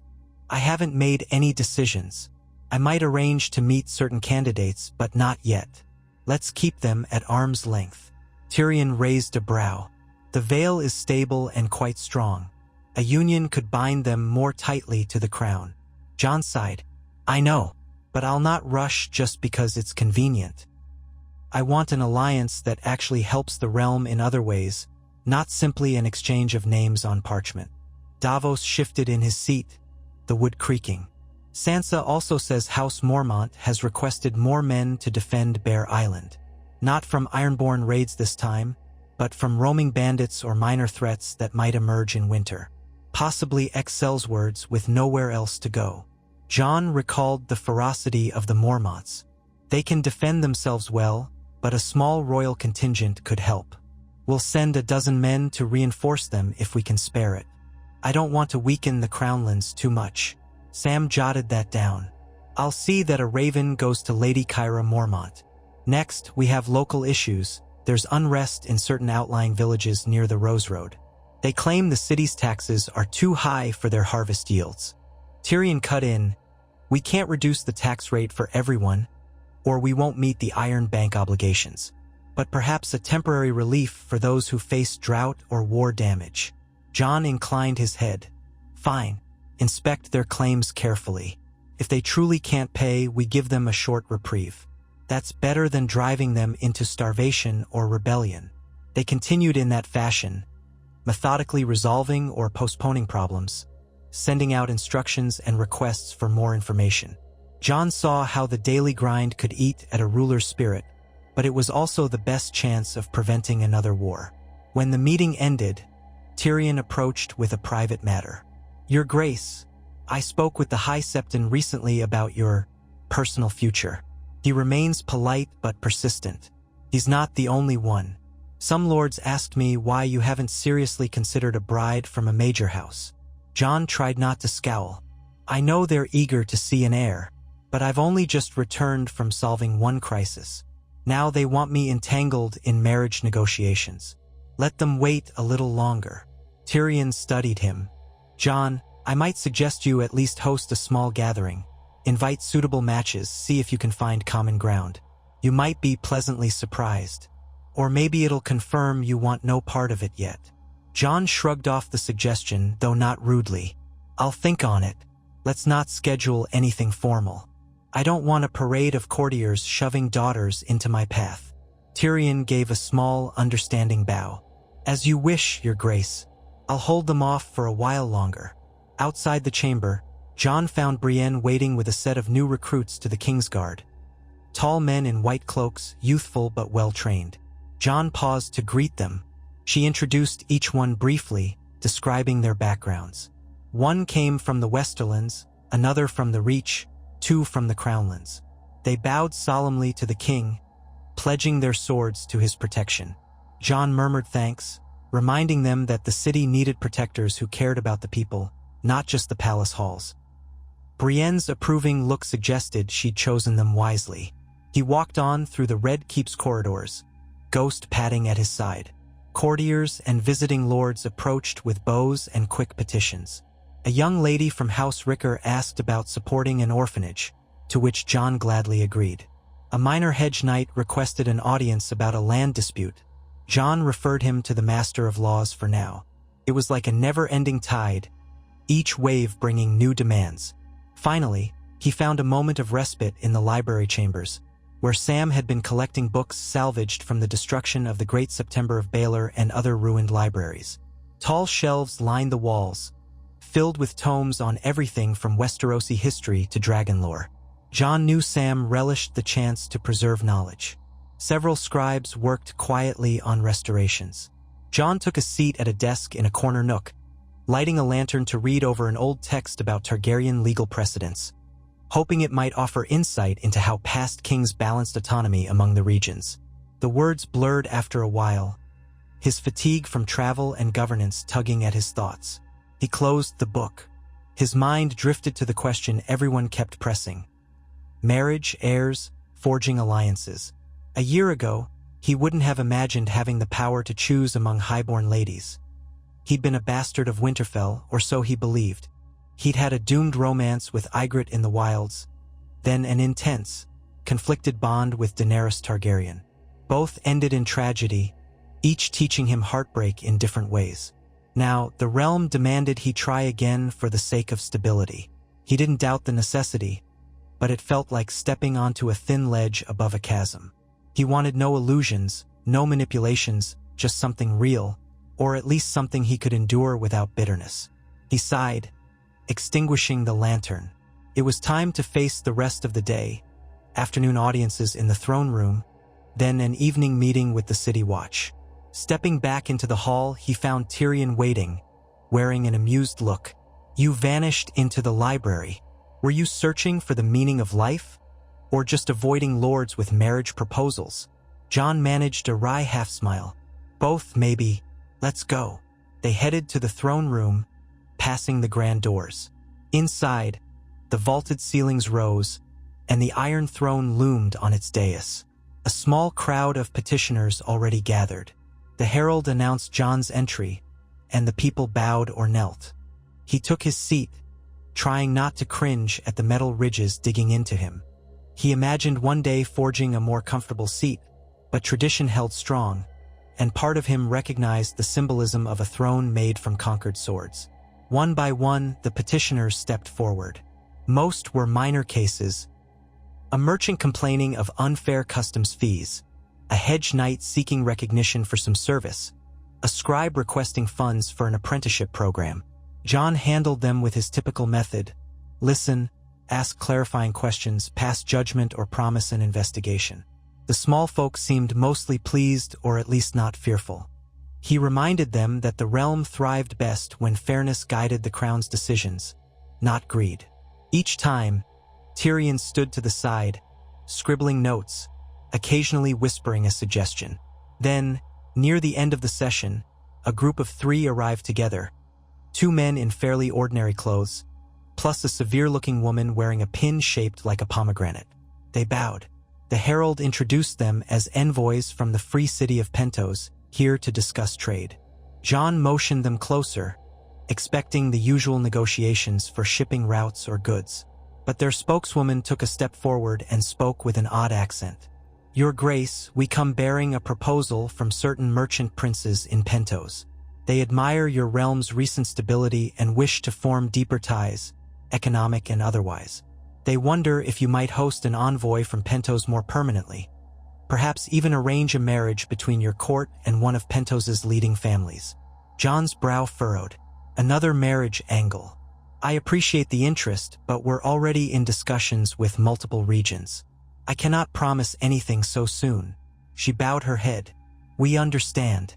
Still, Pentos sees new opportunities in Westeros. We would pay handsomely for privileges in King's Landing's harbor, exclusive docking rights, lower tariffs. In return, we could invest coin in rebuilding your city or funding new roads. And if a more personal union occurred, we'd see that as a strong bond." A hush fell. Jon saw Tyrion's eyes flicker with mild alarm.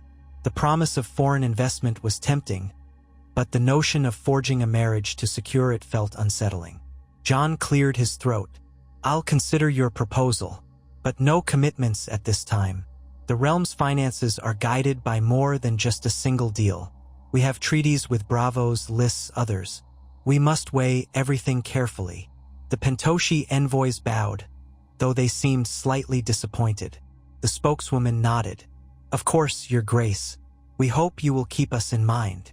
They left, and the herald dismissed the audience. As the crowd dispersed, Tyrion approached the throne's base. "They're not giving up, are they?" he remarked softly. "It's understandable that foreign powers see potential in tying themselves to the Targaryen name again. but it's also an invitation to entangle ourselves in their politics.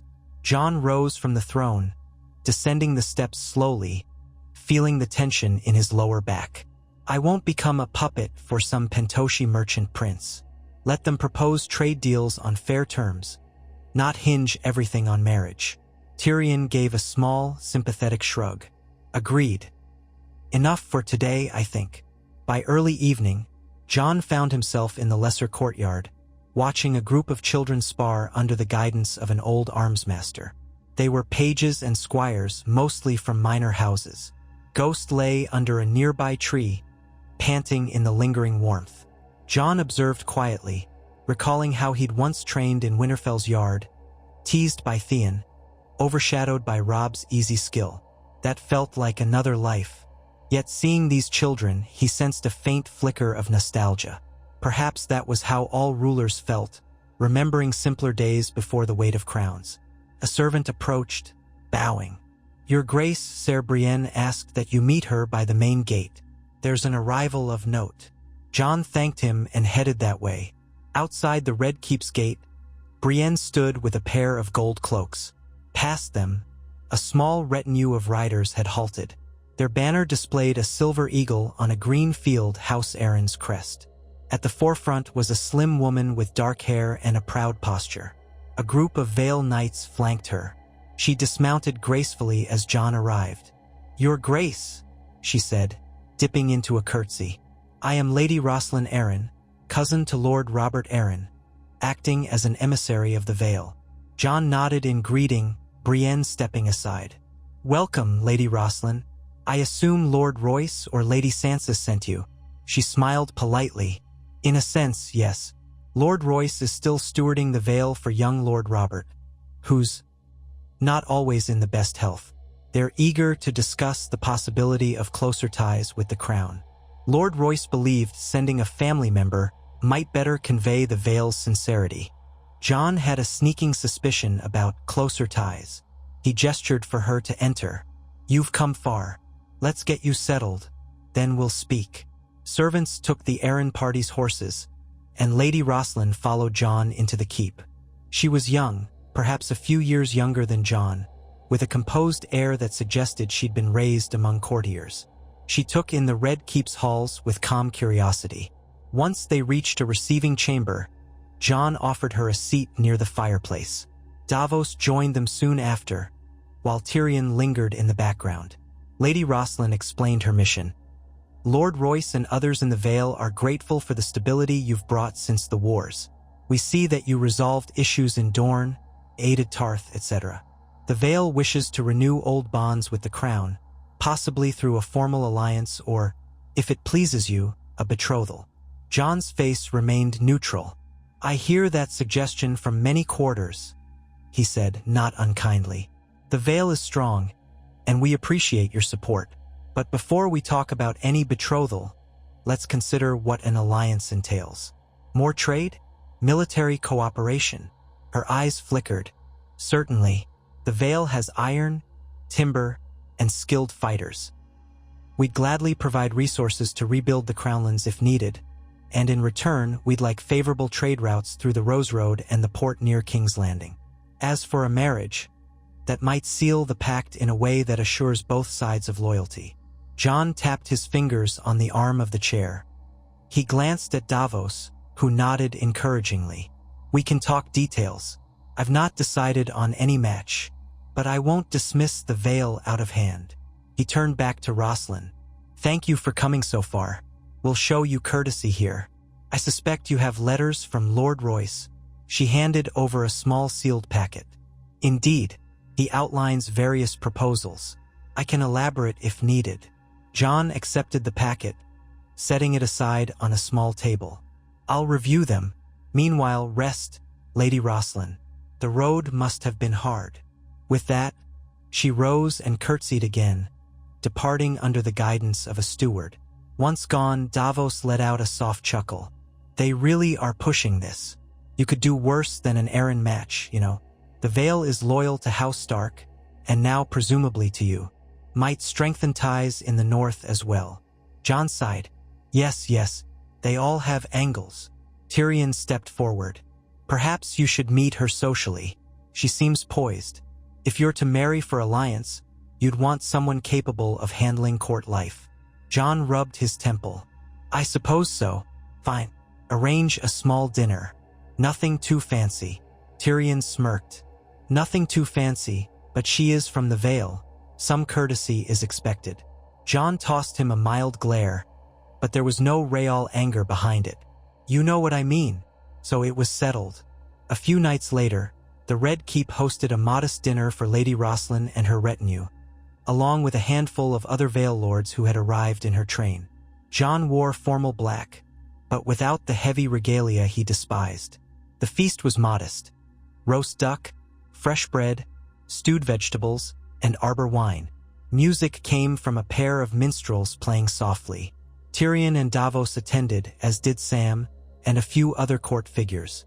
Lady Rosalind arrived in a gown of pale green, her hair braided in a style reminiscent of the Ares court. Jon greeted her politely, guiding her to a seat.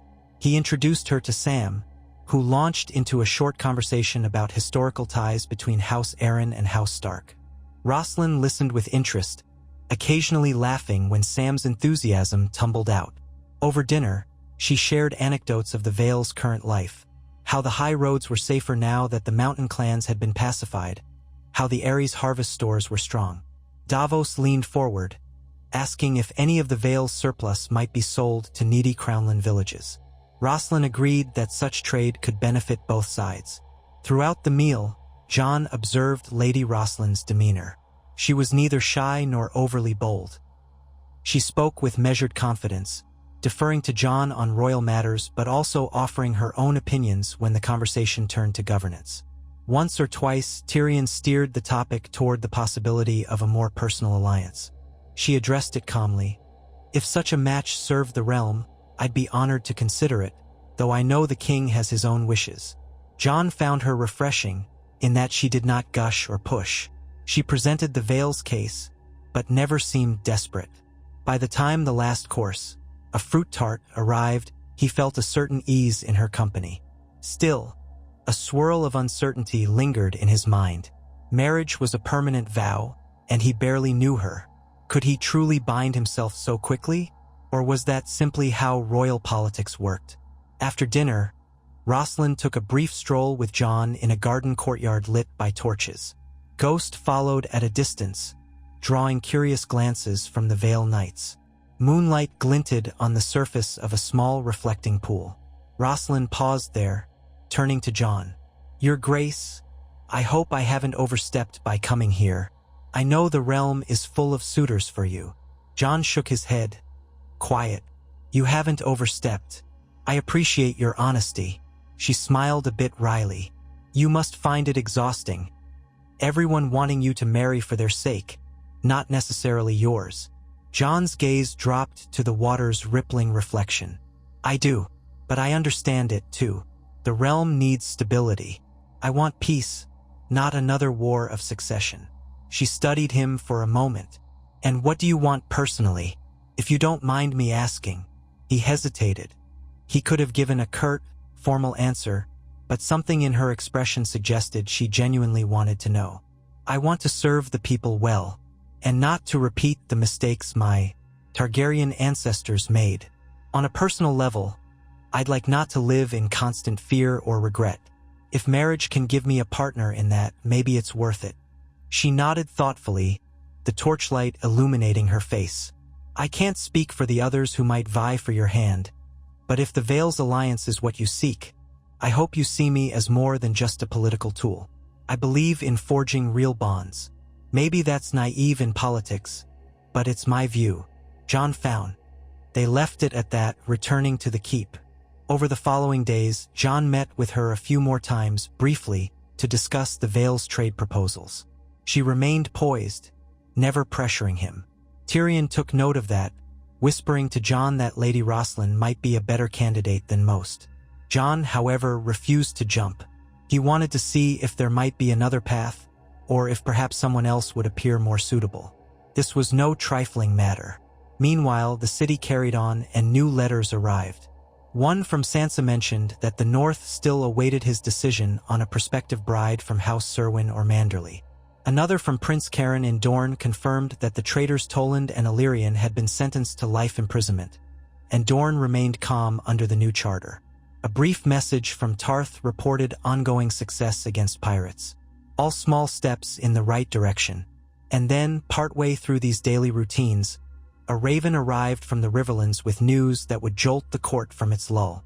Sam came rushing into the council chamber, breathless. Jon stood, brow creasing. "What is it?" Sam handed him a scroll sealed with the Tully fish in red wax. "It's from Edmure Tully at Riverrun.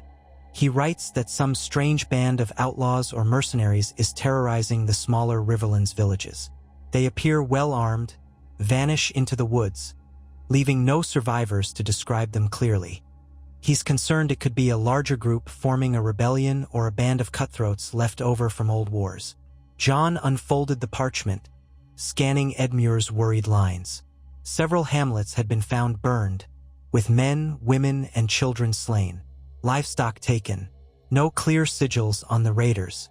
Edmure requested the crown's help, fearing these attackers might escalate. Jon's blood ran cold. How many times had the Riverlands been ravaged? He thought of the War of the Five Kings, the devastation wrought by the Freys and Lannisters. Tyrion read over Jon's shoulder, letting out a low whistle. "Gods, the Riverlands can't catch a break. Think it's a random group of brigands or something bigger?" Davos scratched at his beard. "Might be men who fought in the war and turned to banditry, or a cunning leader who sees an opportunity. We need more information." Jon drummed his fingers on the table. "Yes, we can't charge in blind, but ignoring it isn't an option. The Riverlands are part of the realm, and we promised Edmure support." Sam spoke quietly. "Edmure suggests we send a royal contingent, enough to deter the outlaws. He believes if we show strength, these brigands might scatter. But if they're numerous or have a hidden fortress, we'll need to root them out." Jon nodded. "I'll send men, and perhaps I should go myself. The presence of the king might rally the river lords, give them confidence. Also, I want to ensure no one is pulling strings behind the scenes, like the conspirators in Dorne." Tyrion frowned. "Another journey? You barely settled back from Dorne." Jon met his gaze. "The realm needs me to be visible in times of trouble. I'll not hide behind walls." Davos nodded in agreement. "Then we gather a force, maybe 100 men, enough to fight if needed but not a full army. We coordinate with Edmure, find these bandits, destroy them or drive them off." Jon's eyes flicked to Brienne. She had ties to the Riverlands after traveling with Jaime Lannister in those war-torn lands. She caught his unspoken question and nodded firmly. "I'll come, Your Grace. We might pass near Harrenhal or the Blackwood Vale. Places still scarred. We must show them the crown cares." Jon felt the weight of it. Another campaign, albeit smaller than a war, but still dangerous. He turned back to Sam. "Send a raven to Edmure. Tell him we're coming. We'll ride within a few days." Tyrion placed a hand on his hip. "And what of Lady Rosslyn? She came to discuss a Vale alliance. If you leave now, that conversation remains unresolved." Jon grimaced. "I'll speak with her before I go. Let her know the realm's urgent business must come first. I'm sure she'll understand. She's free to remain as our guest or return to the Vale." So it was decided. For 2 days they gathered men, knights from the Royal Guard, along with some hardened veterans of the Stormlands who had remained in King's Landing after the Sellsword crisis. Brienne oversaw the selection, ensuring no weak links. Davos checked their supplies. They'd need chainmail, weapons, provisions for a few weeks at least. The Riverlands could be unpredictable, especially if the raiders held territory. Jon also arranged letters for House Tully and other river lords, telling them to stand ready to lend men if needed. On the morning of departure, he found Lady Rosslyn in one of the Red Keep's gardens. She was feeding crumbs to a flock of little birds near a fountain, a serene look on her face. Hearing him approach, she turned, smiling politely. "Your Grace, I heard you're leaving for the Riverlands." Jon nodded, glancing around the empty garden. "I am. There's trouble there, bandits or a rebellious group. They need me. She set the crumbs aside, folding her hands. I understand. I had hoped to speak more about the Vale's proposal, but I won't hold you from your duty. Jon exhaled. Thank you for understanding. I'm sorry. This is the life of a king, answering crises as they arise. She stepped closer, her green gown swishing softly. You do it well. We'll remain a few more days in King's Landing to rest. Then we may return to the Vale unless you'd prefer us to stay longer. Jon shook his head. Do as you feel is best. I appreciate your calm approach. I promise I won't leave you without an answer forever. She dipped a slight curtsy. We in the Vale have patience. May the Seven guide you safely in the Riverlands, Your Grace. He nodded, hesitating briefly. Lady Rosalind, if I survive all this and the realm sees calm, maybe we can speak again. A faint smile touched her lips. I look forward to that. A stir of gratitude warmed Jon's chest. He excused himself, leaving her to her birds. A short while later, the courtyard gates opened, and his column of 100 men rode out, banners snapping in the breeze. Jon wore black armor with silver inlays, the Stark Targaryen sigil on his chest. Brienne rode near him in her Kingsguard white cloak, sword at her hip, posture proud. Davos followed, leading the supply wagon. Ghost loped alongside, eliciting curious looks from onlookers. The people of King's Landing watched them pass with quiet respect, some bowing or calling good wishes. Before long, the city walls faded behind them, replaced by rolling fields. They followed the Rose Road north, the scent of late summer flowers mingling with the dryness left by the diminishing heat. In a fortnight or so, autumn's cooler grip would settle in fully, but for now the sun still had some warmth to give. They made good pace, sleeping in small keeps or inns, or camping under star-scattered skies. Ghost scouted at times, returning with only dust on his fur. Halfway to Riverrun, they encountered refugees, small folk who fled their hamlets after raiders struck. Women wept, men carried what few belongings they had. They recounted grim tales of masked attackers who torched homes and slaughtered anyone who resisted. The outlaws vanished into forests or rolling hills before the local lords could muster a response. Edmure Tully had tried to mount patrols, but the Riverlands were large, and these raiders seemed cunning. Jon's men offered water, food, and a promise of justice. The refugees, trembling, thanked them. The sight pricked Jon's conscience. These people had suffered so many wars, so much chaos. Why couldn't the realm remain at peace? They pressed on, eventually crossing the Trident at a wide ford. Riverrun's towers appeared on the horizon, poised at the confluence of two rivers. Late afternoon sun gleamed on the water's surface. Edmure Tully and a small group of castle guards welcomed Jon in the courtyard, bowing respectfully. Edmure looked older than Jon recalled, lines creasing his face, auburn hair streaked with gray, but his eyes still held a gentle sincerity. King Aegon, Edmure said, using Jon's Targaryen title. I'm grateful you came so swiftly. Jon dismounted, removing his riding gloves. Lord Edmure, I'm sorry for your troubles. Let's see how we can help. They moved into Riverrun's great hall. Edmure offered refreshments, though the mood remained somber. The tapestries showed House Tully's fish emblem, the stone walls lit by torches. A handful of local lords or knights waited, Mallister men, Blackwood men, plus others sworn to Edmure. Once assembled, they laid out maps of the Riverlands, marking the villages attacked. Several formed a crescent around a swath of dense forest and hills known for old ruin sites from the war. The pattern suggested the raiders had a base or multiple hideouts. A knight from House Mallister spoke. We found tracks in the mud near one hamlet. Horses at least 24, possibly more. They're well equipped, not mere peasants with pitchforks. A Blackwood soldier added, we suspect they have an informant or scouts, because each time we send men, the outlaws slip away. We can't catch them in time. Jon studied the map. We might set a trap, spread false rumors about a supply caravan heading to a vulnerable hamlet. We station our main force nearby, hidden. If they attack, we pounce. Brienne nodded. A risky move. If they don't take the bait, we learn nothing. But it could work if they're greedy or desperate. Davos, leaning over the map, traced a path with his finger. We can also blockade the region, post watchers on key roads. If they're in those forests, eventually they'll need supplies or a route out. Edmure looked wary. We have men, but not enough to form a tight blockade.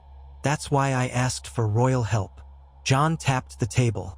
We brought 100 good fighters, plus your men. That might be enough if we're careful. I'll lead one group, you lead another, Edmure. We converge from opposite sides. Meanwhile, Brienne can command a third, setting the ambush. They talked into the night, finalizing a plan. Jon's men would pose as a lightly guarded supply train heading to a hamlet rumored to have leftover grain. Meanwhile, Edmure's force would circle around from the west, Brienne from the south. If the raiders struck the fake caravan, they'd be surrounded. If the outlaws ignored the bait, they might try raiding another place, but watchers would raise a signal. At dawn, the plan was set in motion. Jon took 20 men, including Davos, and loaded wagons with sacks of feed that were mostly empty but appeared full. They set off on a rutted path, traveling slowly. Meanwhile, Brienne led 30 men through a side route, and Edmure commanded the rest. Ghost trotted near Jon's horse. The men tried to appear relaxed, as though they were just another caravan, but tension hovered in the air. Any moment, a band of masked raiders could emerge from the brush. They reached the outskirts of the target hamlet by midday. It lay deserted, burned months ago in some earlier raid. Soot-streaked walls remained. The silence was eerie, broken only by the creak of wagon wheels.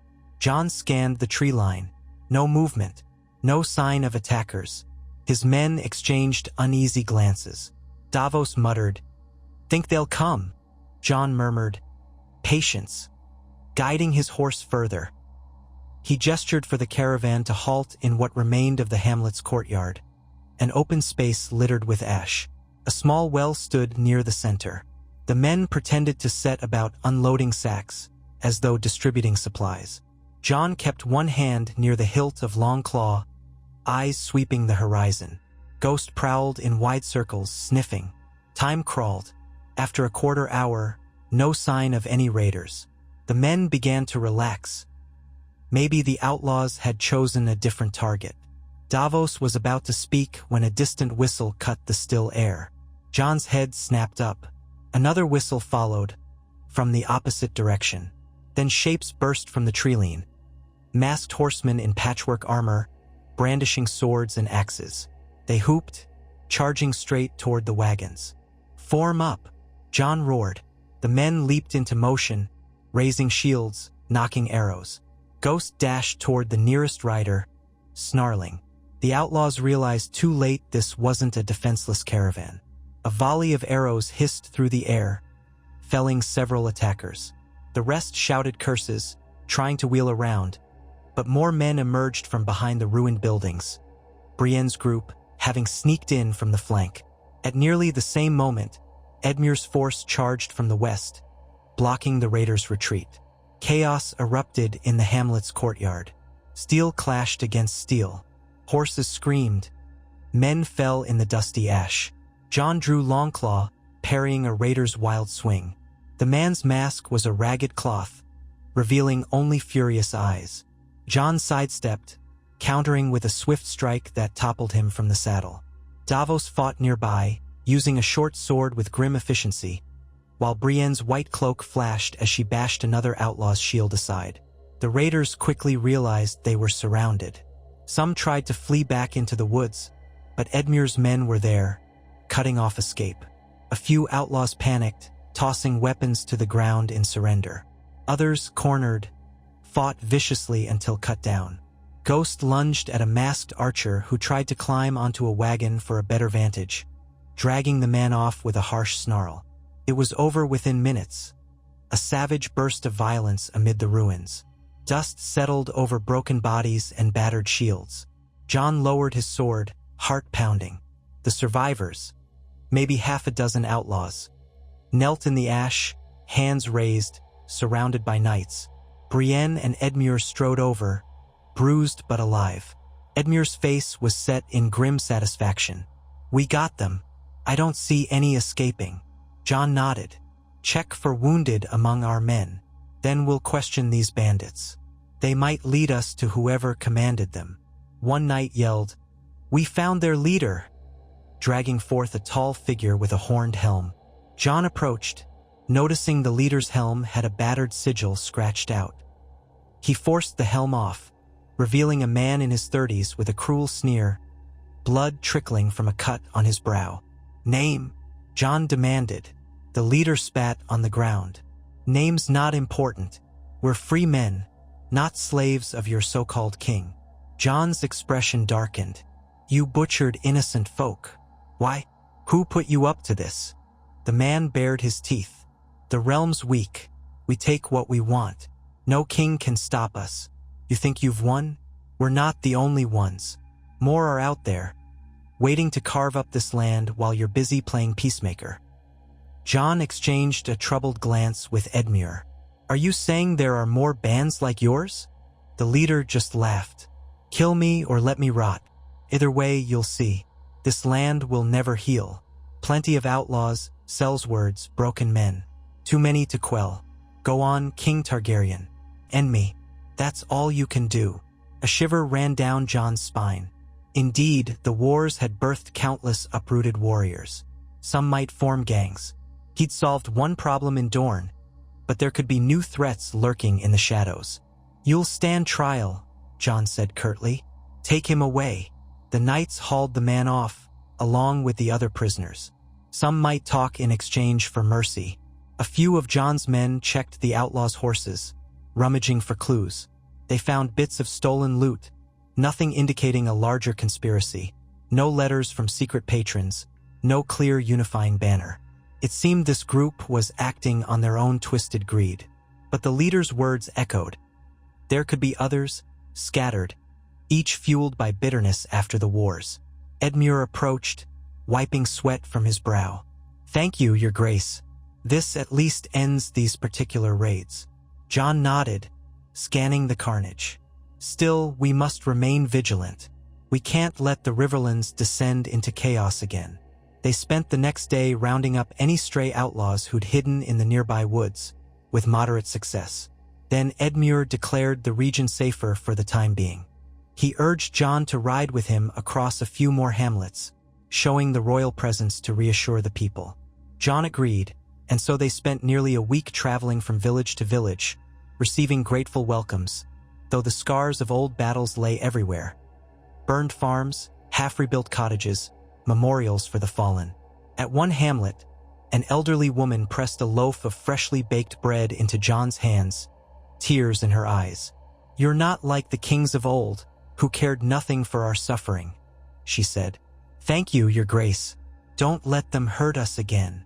He promised to do his best. It weighed on him how so many simple folk depended on him personally. One misstep and outlaws or warlords could flourish again. There was no easy fix, only constant vigilance. The realm might need more permanent patrols in each region, but that required manpower and gold. Tyrion would find the budget tight. At last, satisfied the raids were quelled for now, Jon prepared to return to King's Landing. Edmure offered him a bed at Riverrun, but Jon was eager to be back, to see if Lady Rosalind remained, to address the Vale proposals, and to manage the city's day-to-day. Before leaving, Jon and Edmure parted with a handshake of mutual respect. Edmure said, "You do the Tullus proud, standing for the small folk. My uncle, your father, would have been proud too."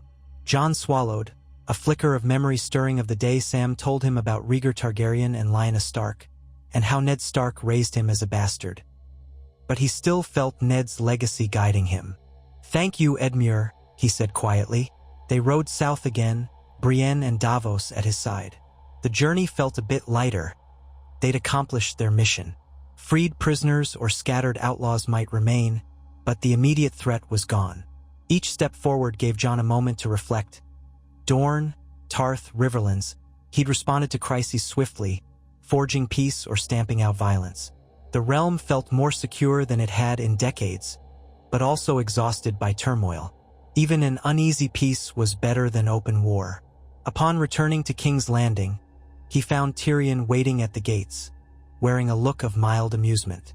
"Welcome back, Your Grace," he said. "The city stands, no new rebellions, but we do have fresh letters from Lys about that trade enclave, from Bravos about loan repayments, from Sansa in the north, from Prince Karen updating you about Dornish improvements, and from Lady Rosslyn. She left for the Vale 2 days ago." Jon dismounted, handing his reins to a stable boy. "Lady Rosslyn's letter. Did she mention how she felt about me leaving so abruptly?" Tyrion's smirk widened. "She said she regrets not having more time with you, but she understands your duty came first. She also wrote that the Vale remains open to an alliance. She hopes you'll consider visiting the Eyrie sometime to see the land you'd be tying yourself to, should you accept their proposal." Jon gave a small nod. "All right, I'll read it in detail later." Entering the Red Keep, he felt that familiar swirl of responsibility fold around him. Courtiers approached, bowing, reporting minor issues. Ghost followed with quiet grace. The place seemed unchanged, but every time he left and returned, he noticed new details. Repairs advanced, certain tapestries replaced, the city's mood subtly shifting. Maybe he was just more aware of how fragile peace could be. He convened a brief council meeting. Sam, Davos, Tyrion, and a few others. Tyrion updated him on the city finances, moderate improvements, though the Iron Bank still wanted timely interest payments.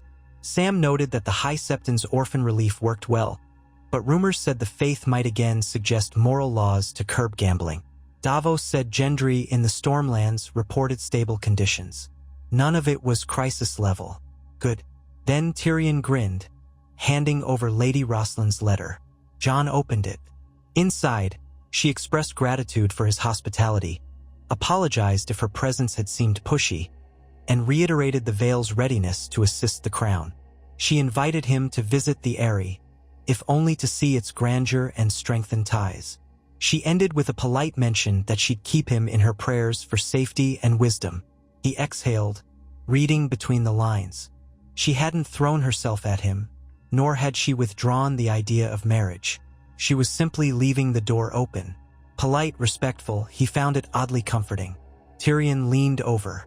"So, does that sway you any closer to giving the Vale a yes?" Jon set the letter aside. "I don't know yet. Perhaps I will visit. For now, the realm needs me here. Let me catch my breath." He stood, leaving the table. Later, at dusk, Jon walked the castle walls, gazing at the city lamps sparking to life below. Ghost trotted close, muzzle lifted to the breeze. Jon mulled over the realm's state. In a short span, he'd secured Dorne, staved off pirates at Tarth, crushed outlaws in the Riverlands, bolstered alliances with the Stormlands, kept the North content, and begun a cautious dialogue with the Vale for a potential match. On the surface, it seemed he had accomplished a great deal. Yet he sensed that even with all these successes, the realm was like a tapestry with many tiny frayed threads. Each region, each house, each leftover band of soldiers from the wars could unravel it. He could patch and mend, but the tapestry would remain delicate. Was this how kings lived, perpetually patching holes? He recalled the final words of the outlaw leader in the Riverlands, boasting that broken men, ex-soldiers, and mercenaries were everywhere, ready to carve up the land if they saw weakness. Perhaps the largest challenge ahead was not a single rebellion, but the slow, grinding threat of lawlessness after years of devastation.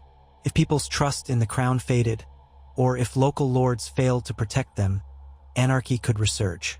That required a long-term plan. A system of roads and watch patrols, a stable economy, a sense of loyalty across the 7 kingdoms. Ambitious, yes, but maybe necessary. In the following weeks, Jon set about implementing smaller but vital reforms, sending small contingents of royal men to help local lords patrol roads, offering incentives for ex-soldiers to farm or join official guard units rather than turning to banditry. He consulted Sam on how the Citadel could help spread knowledge about better agricultural practices, so fewer communities faced famine. Tyrion juggled the finances, carefully shifting coin to fund these measures while still paying the Iron Bank. Brienne oversaw a partial reorganization of the City Watch to reduce corruption. All the while, Lady Roslin's letter and other marriage proposals lingered on Jon's mind. Sansa wrote again, mentioning that the North had a few potential ladies from House Glover or Serwyn if he wished a purely northern union. The Westerlands, through Tyrion's contacts, discreetly hinted at Lady Brax or Lady Crakehall as options. Dorne might one day propose a match, though Karen had not pressed it. Even Pentos and Lys offered foreign alliances. Each day, Sam or Tyrion brought up the matter gently. Jon would just sigh, pushing it aside. But slowly, something shifted in him. He recognized that, for the realm to fully accept him as a stable monarch, and to end the churn of speculation, he had to move forward. Marrying only out of duty felt hollow, but perhaps he could find a balance. Lady Roslin's sincerity had opened his eyes to the possibility that not every match had to be a cold political bargain. There were degrees of partnership, of respect. One autumn afternoon, as leaves turned golden in the Crownlands, Jon found himself in the Godswood-like garden again, watching leaves drift across the reflecting pool. He recalled how he once prayed in Winterfell's Godswood for guidance. This place wasn't quite the same, but the hush comforted him. Ghost lay by the water's edge. A warm breeze carried the scent of distant fires used by city dwellers to roast chestnuts. Jon closed his eyes, summoning the memory of Ned Stark's face, of Sansa's gentle encouragement, of the lingering ghost of Daenerys's final moments, of Ygritte's laugh amid the frosty wind. Lives lost, love broken, burdens left behind for him to shoulder. He inhaled, then opened his eyes. Enough hesitation. The realm was stable for now. No immediate wars, no out-of-control banditry, no foreign invasions. He had a moment to address the question of heirs. If he waited forever, rumors and tensions would only grow. Sansa was right. Tyrion was right. The High Septon was right, ironically. He had to face this. The question remained, whom to choose? That evening, he invited Sam, Davos, Tyrion, and Brienne to a private meeting. Once they assembled in his solar, he stated it plainly. I've decided I can't keep delaying. The realm needs clarity about the succession. I must marry. An odd hush fell. Then Tyrion smiled. I'd say about time, but I'll refrain from gloating. Sam seemed relieved. That's good, Jon. We can hold some formal process if you like, or you can pick from the existing offers. Davos scratched his beard. A wise step, though it might spark a scramble of suitors. Are you leaning toward the Vale, the North, or somewhere else? Jon nodded. Lady Roslyn Arryn impressed me. She's neither pushy nor shallow. The Vale has resources and they're good allies to the North. But I won't finalize that without meeting others, unless, he hesitated. Unless I sense strongly that she's the best option. I also trust Sansa's judgment if I consider a northern match. I'd prefer to narrow the field before I host some ridiculous event with dozens of ladies parading. Tyrion half smiled. A tourney for your hand might be entertaining. Jokes aside, we can quietly invite the top candidates to King's Landing. Let you meet them individually. Keep it dignified. Brienne coughed softly. Remember your own happiness, your grace. A purely political match might lead to strife later. Jon looked at her gratefully. I will. Let's do it carefully. Tyrion, Sam, manage discreet invitations. We don't want the entire realm rushing here. Let's pick, say, 3 or 4 families with strong ties. Meanwhile, I'll consider if Lady Roslyn is my preference. I owe her a visit to the Vale if I'm truly serious. The meeting ended with a sense of momentum. Over the next week, Tyrion dispatched letters to certain houses. Roslyn in the Vale, House Manderley in the north, House Banefort in the Westerlands, and one to Dorne, though Karen had not specifically offered. He hinted the king was open to meeting suitable ladies from each region, to discuss alliances and a possible marriage. Sam also wrote to Sansa, requesting her advice. Jon felt a knot of anxiety in his gut, but also a sense of relief. He was finally acting instead of drifting. Autumn deepened, turning the Crownlands into a tapestry of red and orange. The city bustled with harvest festivals, dwarfed though they were by memories of war.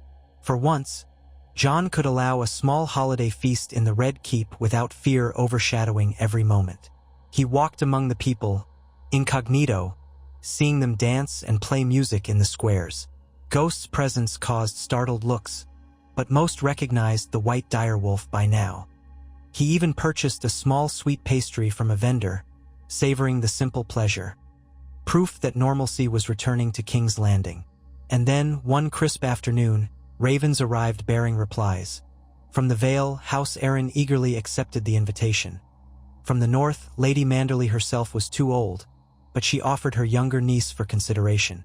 The Westerlands, House Banefort, sent a polite acceptance. Dorne's letter was cordial but non-committal.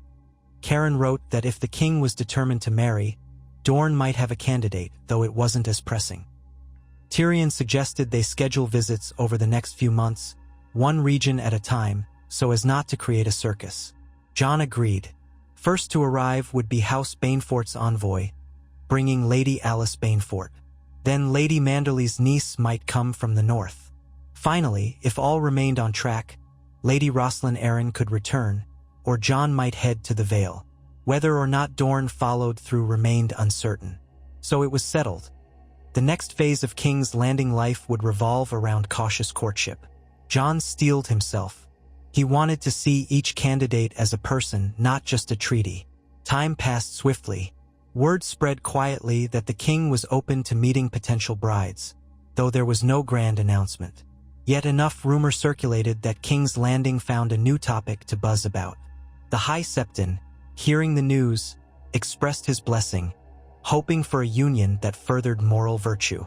Jon nodded politely, ignoring any mention of moral laws. The small folk, gleaning bits of gossip, speculated which region's lady would become queen. Gamblers placed bets. Jon tried not to dwell on that nonsense. Lady Alyce Banefort arrived first, escorted by her father and a retinue of 50 knights. They reached the city on a cloudy morning, their banner depicting a black portcullis on gold, House Banefort's emblem. Jon greeted them in the Red Keep's courtyard, noticing Lady Alyce was tall, with light brown hair pinned neatly. She offered a deep curtsy. Her father introduced her with pride, hailing her skill in estate management and a certain flair for music. Jon welcomed them politely, offering rooms in the keep. Over the following days, he met Lady Alyce at meals, walked with her in the gardens. She displayed confidence, spoke of the Westerlands' recovery from war, how her family's mines were producing again. She joked about the Lannisters, though not unkindly, praising Tyrion's cunning. Her sense of humor made Jon smile once or twice, though he felt no strong personal connection. She seemed more interested in discussing gold yields than deeper matters. Still, she was friendly, not unpleasant. One evening, she gave a short performance on a harp, playing a ballad about the Age of Heroes. Jon appreciated her skill. Her fingers danced over the strings. At the end, the small audience applauded. She cast him a hopeful look. He thanked her, expressing admiration. Perhaps she sensed that while he respected her talent, he wasn't swept away by personal chemistry.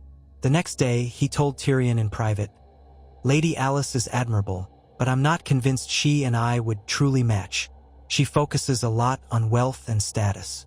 I sense little deeper bond." Tyrion shrugged. "She's a fine lady, but if you want more than a practical arrangement, perhaps not your best option. Still, we must not insult the Baneforts. Let her stay a bit longer, then gently explain if it won't proceed." Jon sighed in relief. "Yes, that's best." Soon after, Lady Alyce's father requested a formal answer. Jon politely stated that while he held House Banefort in esteem, he wished to consider other alliances first. The father seemed a bit disappointed but bowed to the king's will. They departed with no hard feelings. Jon ensured they parted on good terms, promising trade opportunities between the Crownlands and the Baneforts. Next came Lady Manderly's niece, a young woman named Lyessa Manderly. She arrived from White Harbor, escorted by a handful of northern knights and bearing a trunk of gifts: salted fish, northern wool, carved wooden figures of direwolves. She was around Jon's age, with a round face and a shy demeanor. She blushed whenever she spoke to him, stammering slightly, but her eyes were kind. Jon tried to put her at ease, asking about White Harbor's situation, how winter was affecting them. She blossomed when discussing her home, describing the harbor's bustling docks, the Wolf's Den fortress, the Manderly's role in feeding the North. Yet she seemed overwhelmed by King's Landing's scale and the pressure of courting a king. They spent modest time together, a short ride outside the city, a quiet dinner. She was sweet, praising him for his heroic deeds, but she rarely met his gaze. She confessed she was nervous among southern courtiers. Jon found himself remembering how shy Sam had been at Castle Black. He tried to encourage her, but there was little spark beyond gentle kindness. When Tyrion asked for Jon's thoughts, Jon admitted that while she was pleasant, he doubted a meaningful partnership would form. She seemed terrified of him or of the concept of queenship. He respected her enough not to push further. Ultimately, he told her delicately that he valued her and House Manderly, but he wasn't ready to proceed. She left with watery eyes, though Jon reassured her that the North remained dear to him. He felt a pang of guilt at her disappointment. Finally, a raven arrived from the Vale. Lady Rosalind Arryn would return in a fortnight. She would bring Lord Royce, who wanted to observe any discussions about an alliance. Jon felt his heart quicken slightly. Of all the prospects he'd met or heard of, she alone had shown a balanced mix of courtesy, intelligence, and gentle wit. He hoped not to lead her on if he wasn't sure, but something in him tugged that direction. In the meantime, he continued his governance. Sam presented ideas for establishing more structured watchers on major roads, thus reducing banditry. Tyrion struggled to juggle the crown's finances, negotiating fresh deals with bravos to extend the repayment schedule. The High Septon pressed for additional moral restrictions, though Jon politely tabled the request. Davos oversaw the integration of a few Excelsiords into the City Watch, giving them a chance to earn honest coin. Bit by bit, the city and kingdom stabilized further. When Rosalind arrived, the day dawned bright, a mild wind ruffling the harbor waters. She came by a small Vale retinue, carrying gifts of falcons, cheeses from the mountains, even a blade forged by the smiths of the Eyrie. Lord Royce traveled with her, a burly man with a stern face, once a close ally of Lady Sansa. He greeted Jon stiffly in the courtyard, bowing. Then Rosalind offered her curtsy, wearing a calm smile. That evening, they dined with Tyrion, Davos, Sam, and a few Vale knights. Royce wasted no time stating the Vale's terms. They would supply a standing force to help guard the roads if the crown married into House Arryn. Also, the Vale could open its ports in Gulltown to King's Landing merchants at reduced tariffs, strengthening trade. Jon listened, glancing at Rosalind from time to time.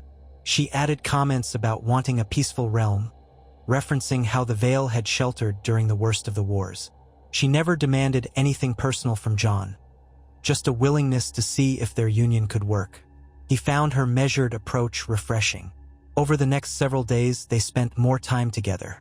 Jon showed her parts of the city, including the new orphan's home. She expressed genuine compassion for the children, kneeling to speak with them kindly. At the library, Sam displayed some ancient manuscripts about the history of the Vale, which made her eyes light with interest. On a walk through the courtyard, they spoke about their families. She recalled the Eyrie's precarious paths, the crisp mountain air, how Lord Robert Arryn's health had always been delicate.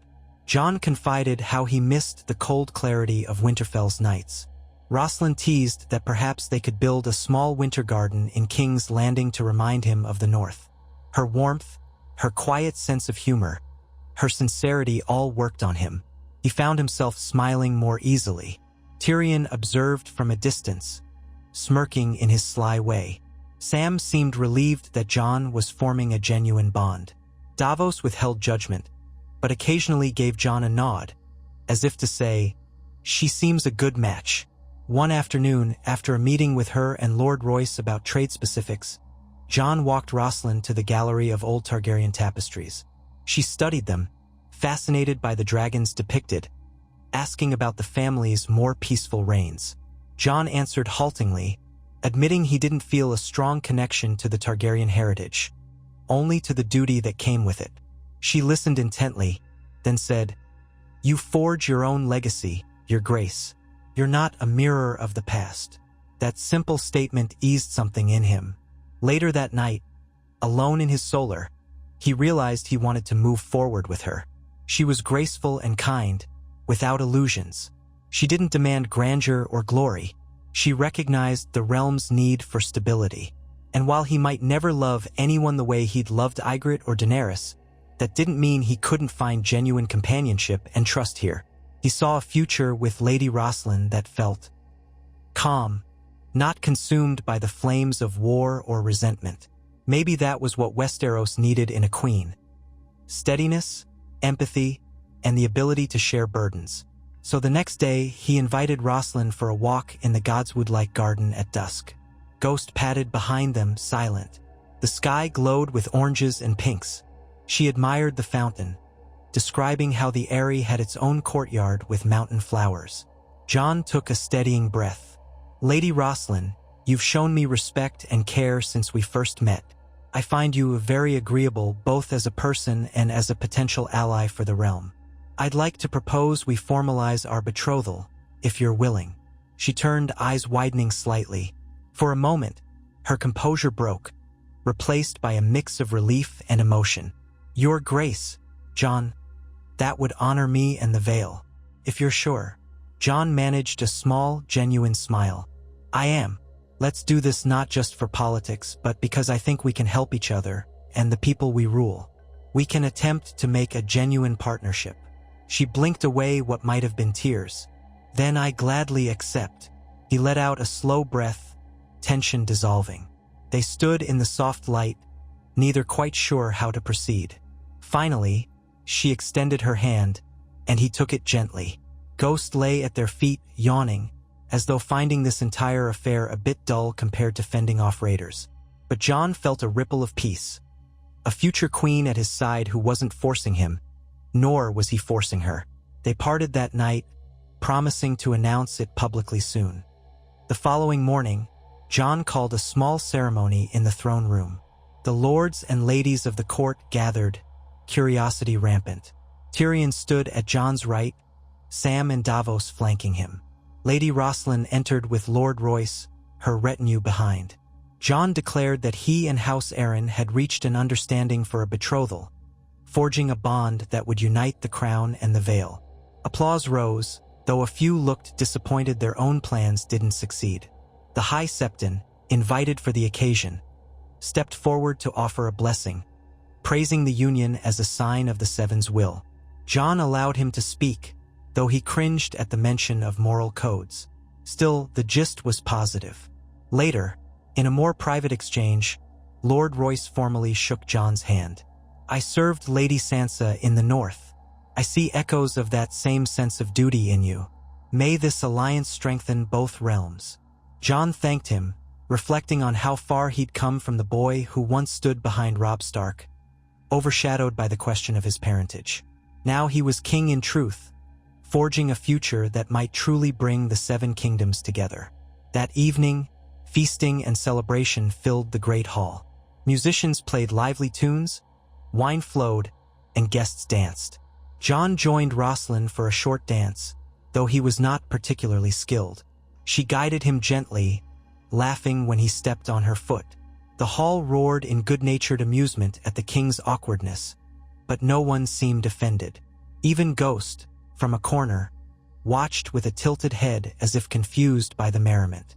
In the days that followed, messages spread across Westeros announcing the betrothal. Sansa wrote immediately with congratulations, though the letter hinted at some regret she hadn't met Rosalind in person. She promised to come south for the wedding if possible. The Stormlands Gendry sent a short, supportive note.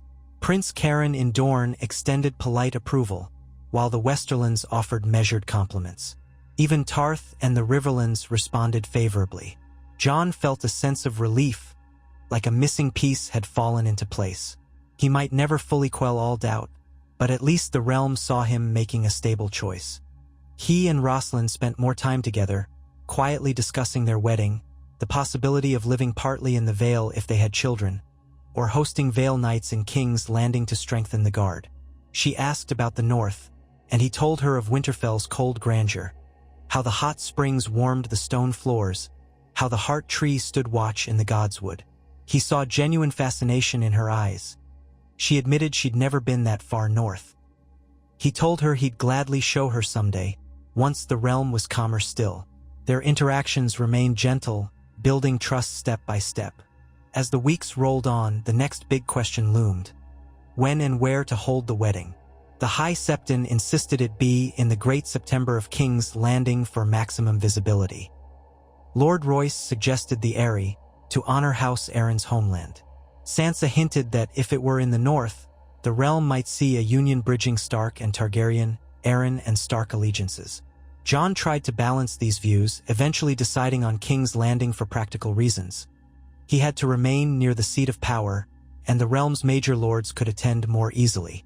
Rosalind agreed gracefully, so an official wedding date was set for spring, giving enough time to prepare. For once, the city's mood turned openly festive in anticipation. The king was to be wed, a new queen crowned.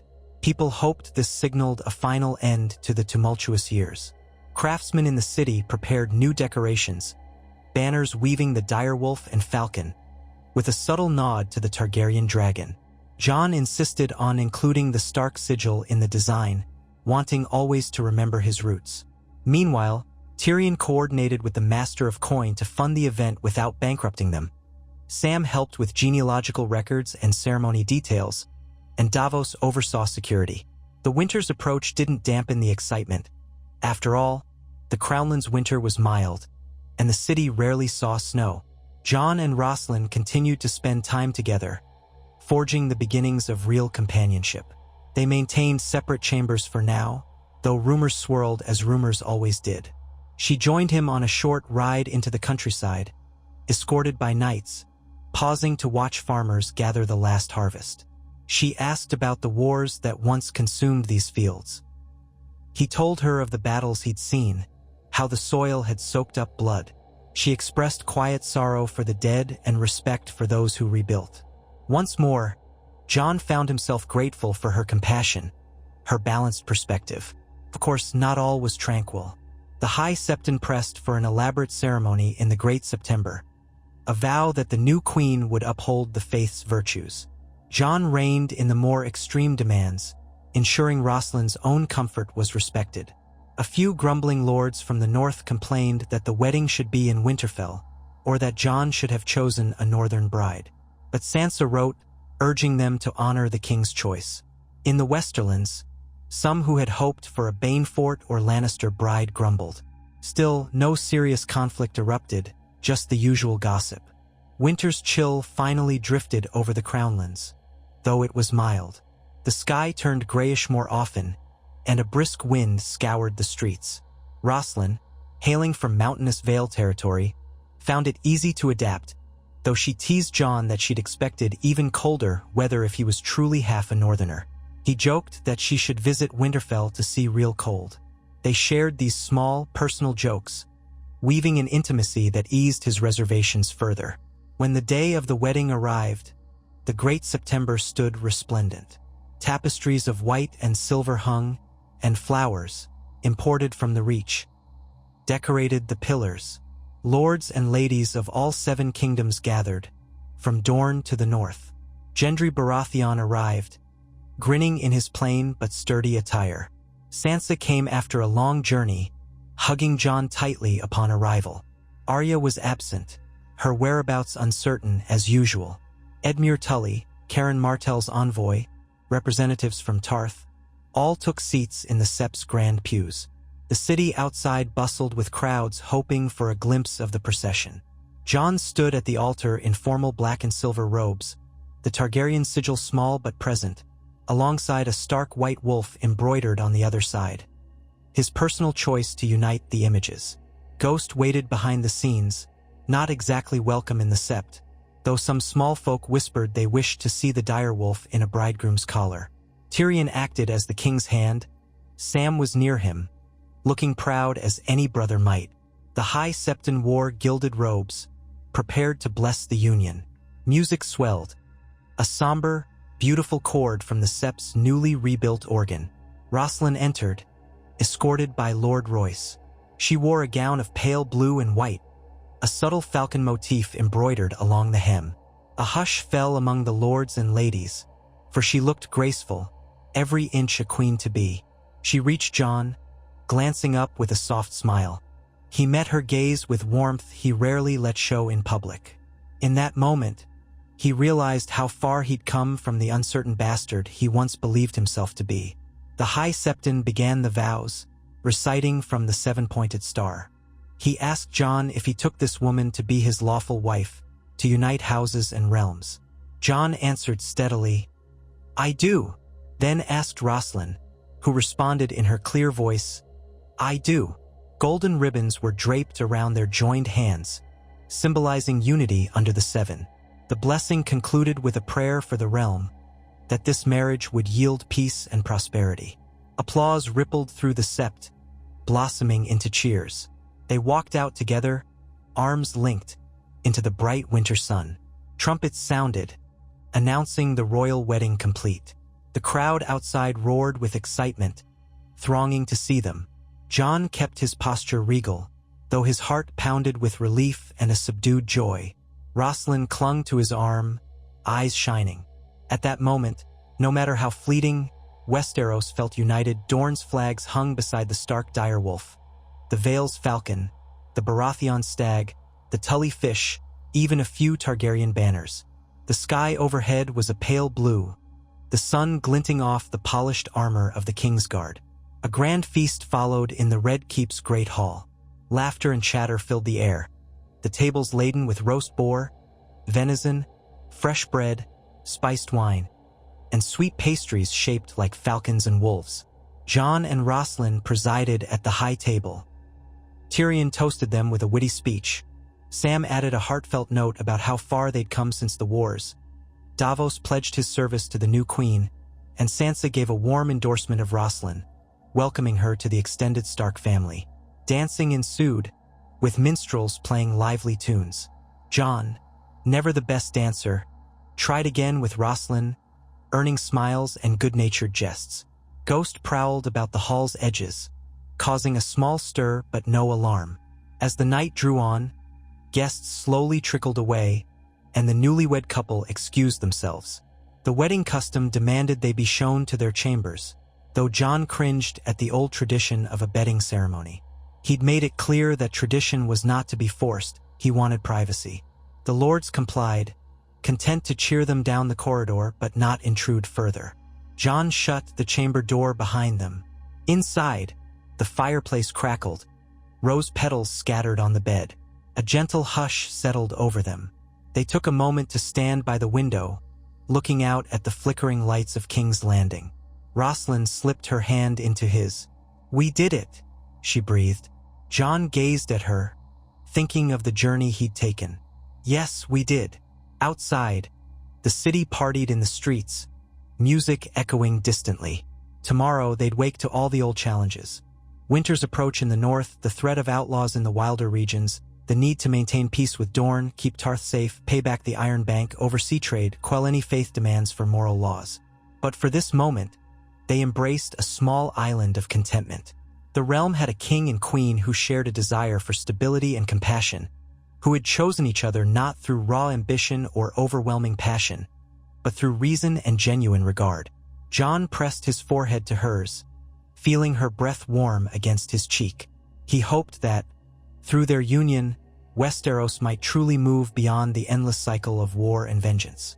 If any monarchy could break that wheel, perhaps it would be one born of both ice and fire, tempered by the hardships of the past, guided by a steady sense of duty. Their story was only beginning, and the realm would test them 1,000 times more. But for now, they had this quiet triumph, a new foundation upon which to build a kinder future. Outside the window, a faint chill wind drifted in from Blackwater Bay, rustling the curtains. Jon held Rosalind's hand, drawing her closer. He recalled a vow he'd once made to himself, to protect the living, to guard the realm. Now, that vow extended to her, to their bond, to the children they might someday have, to all the people who relied on their leadership.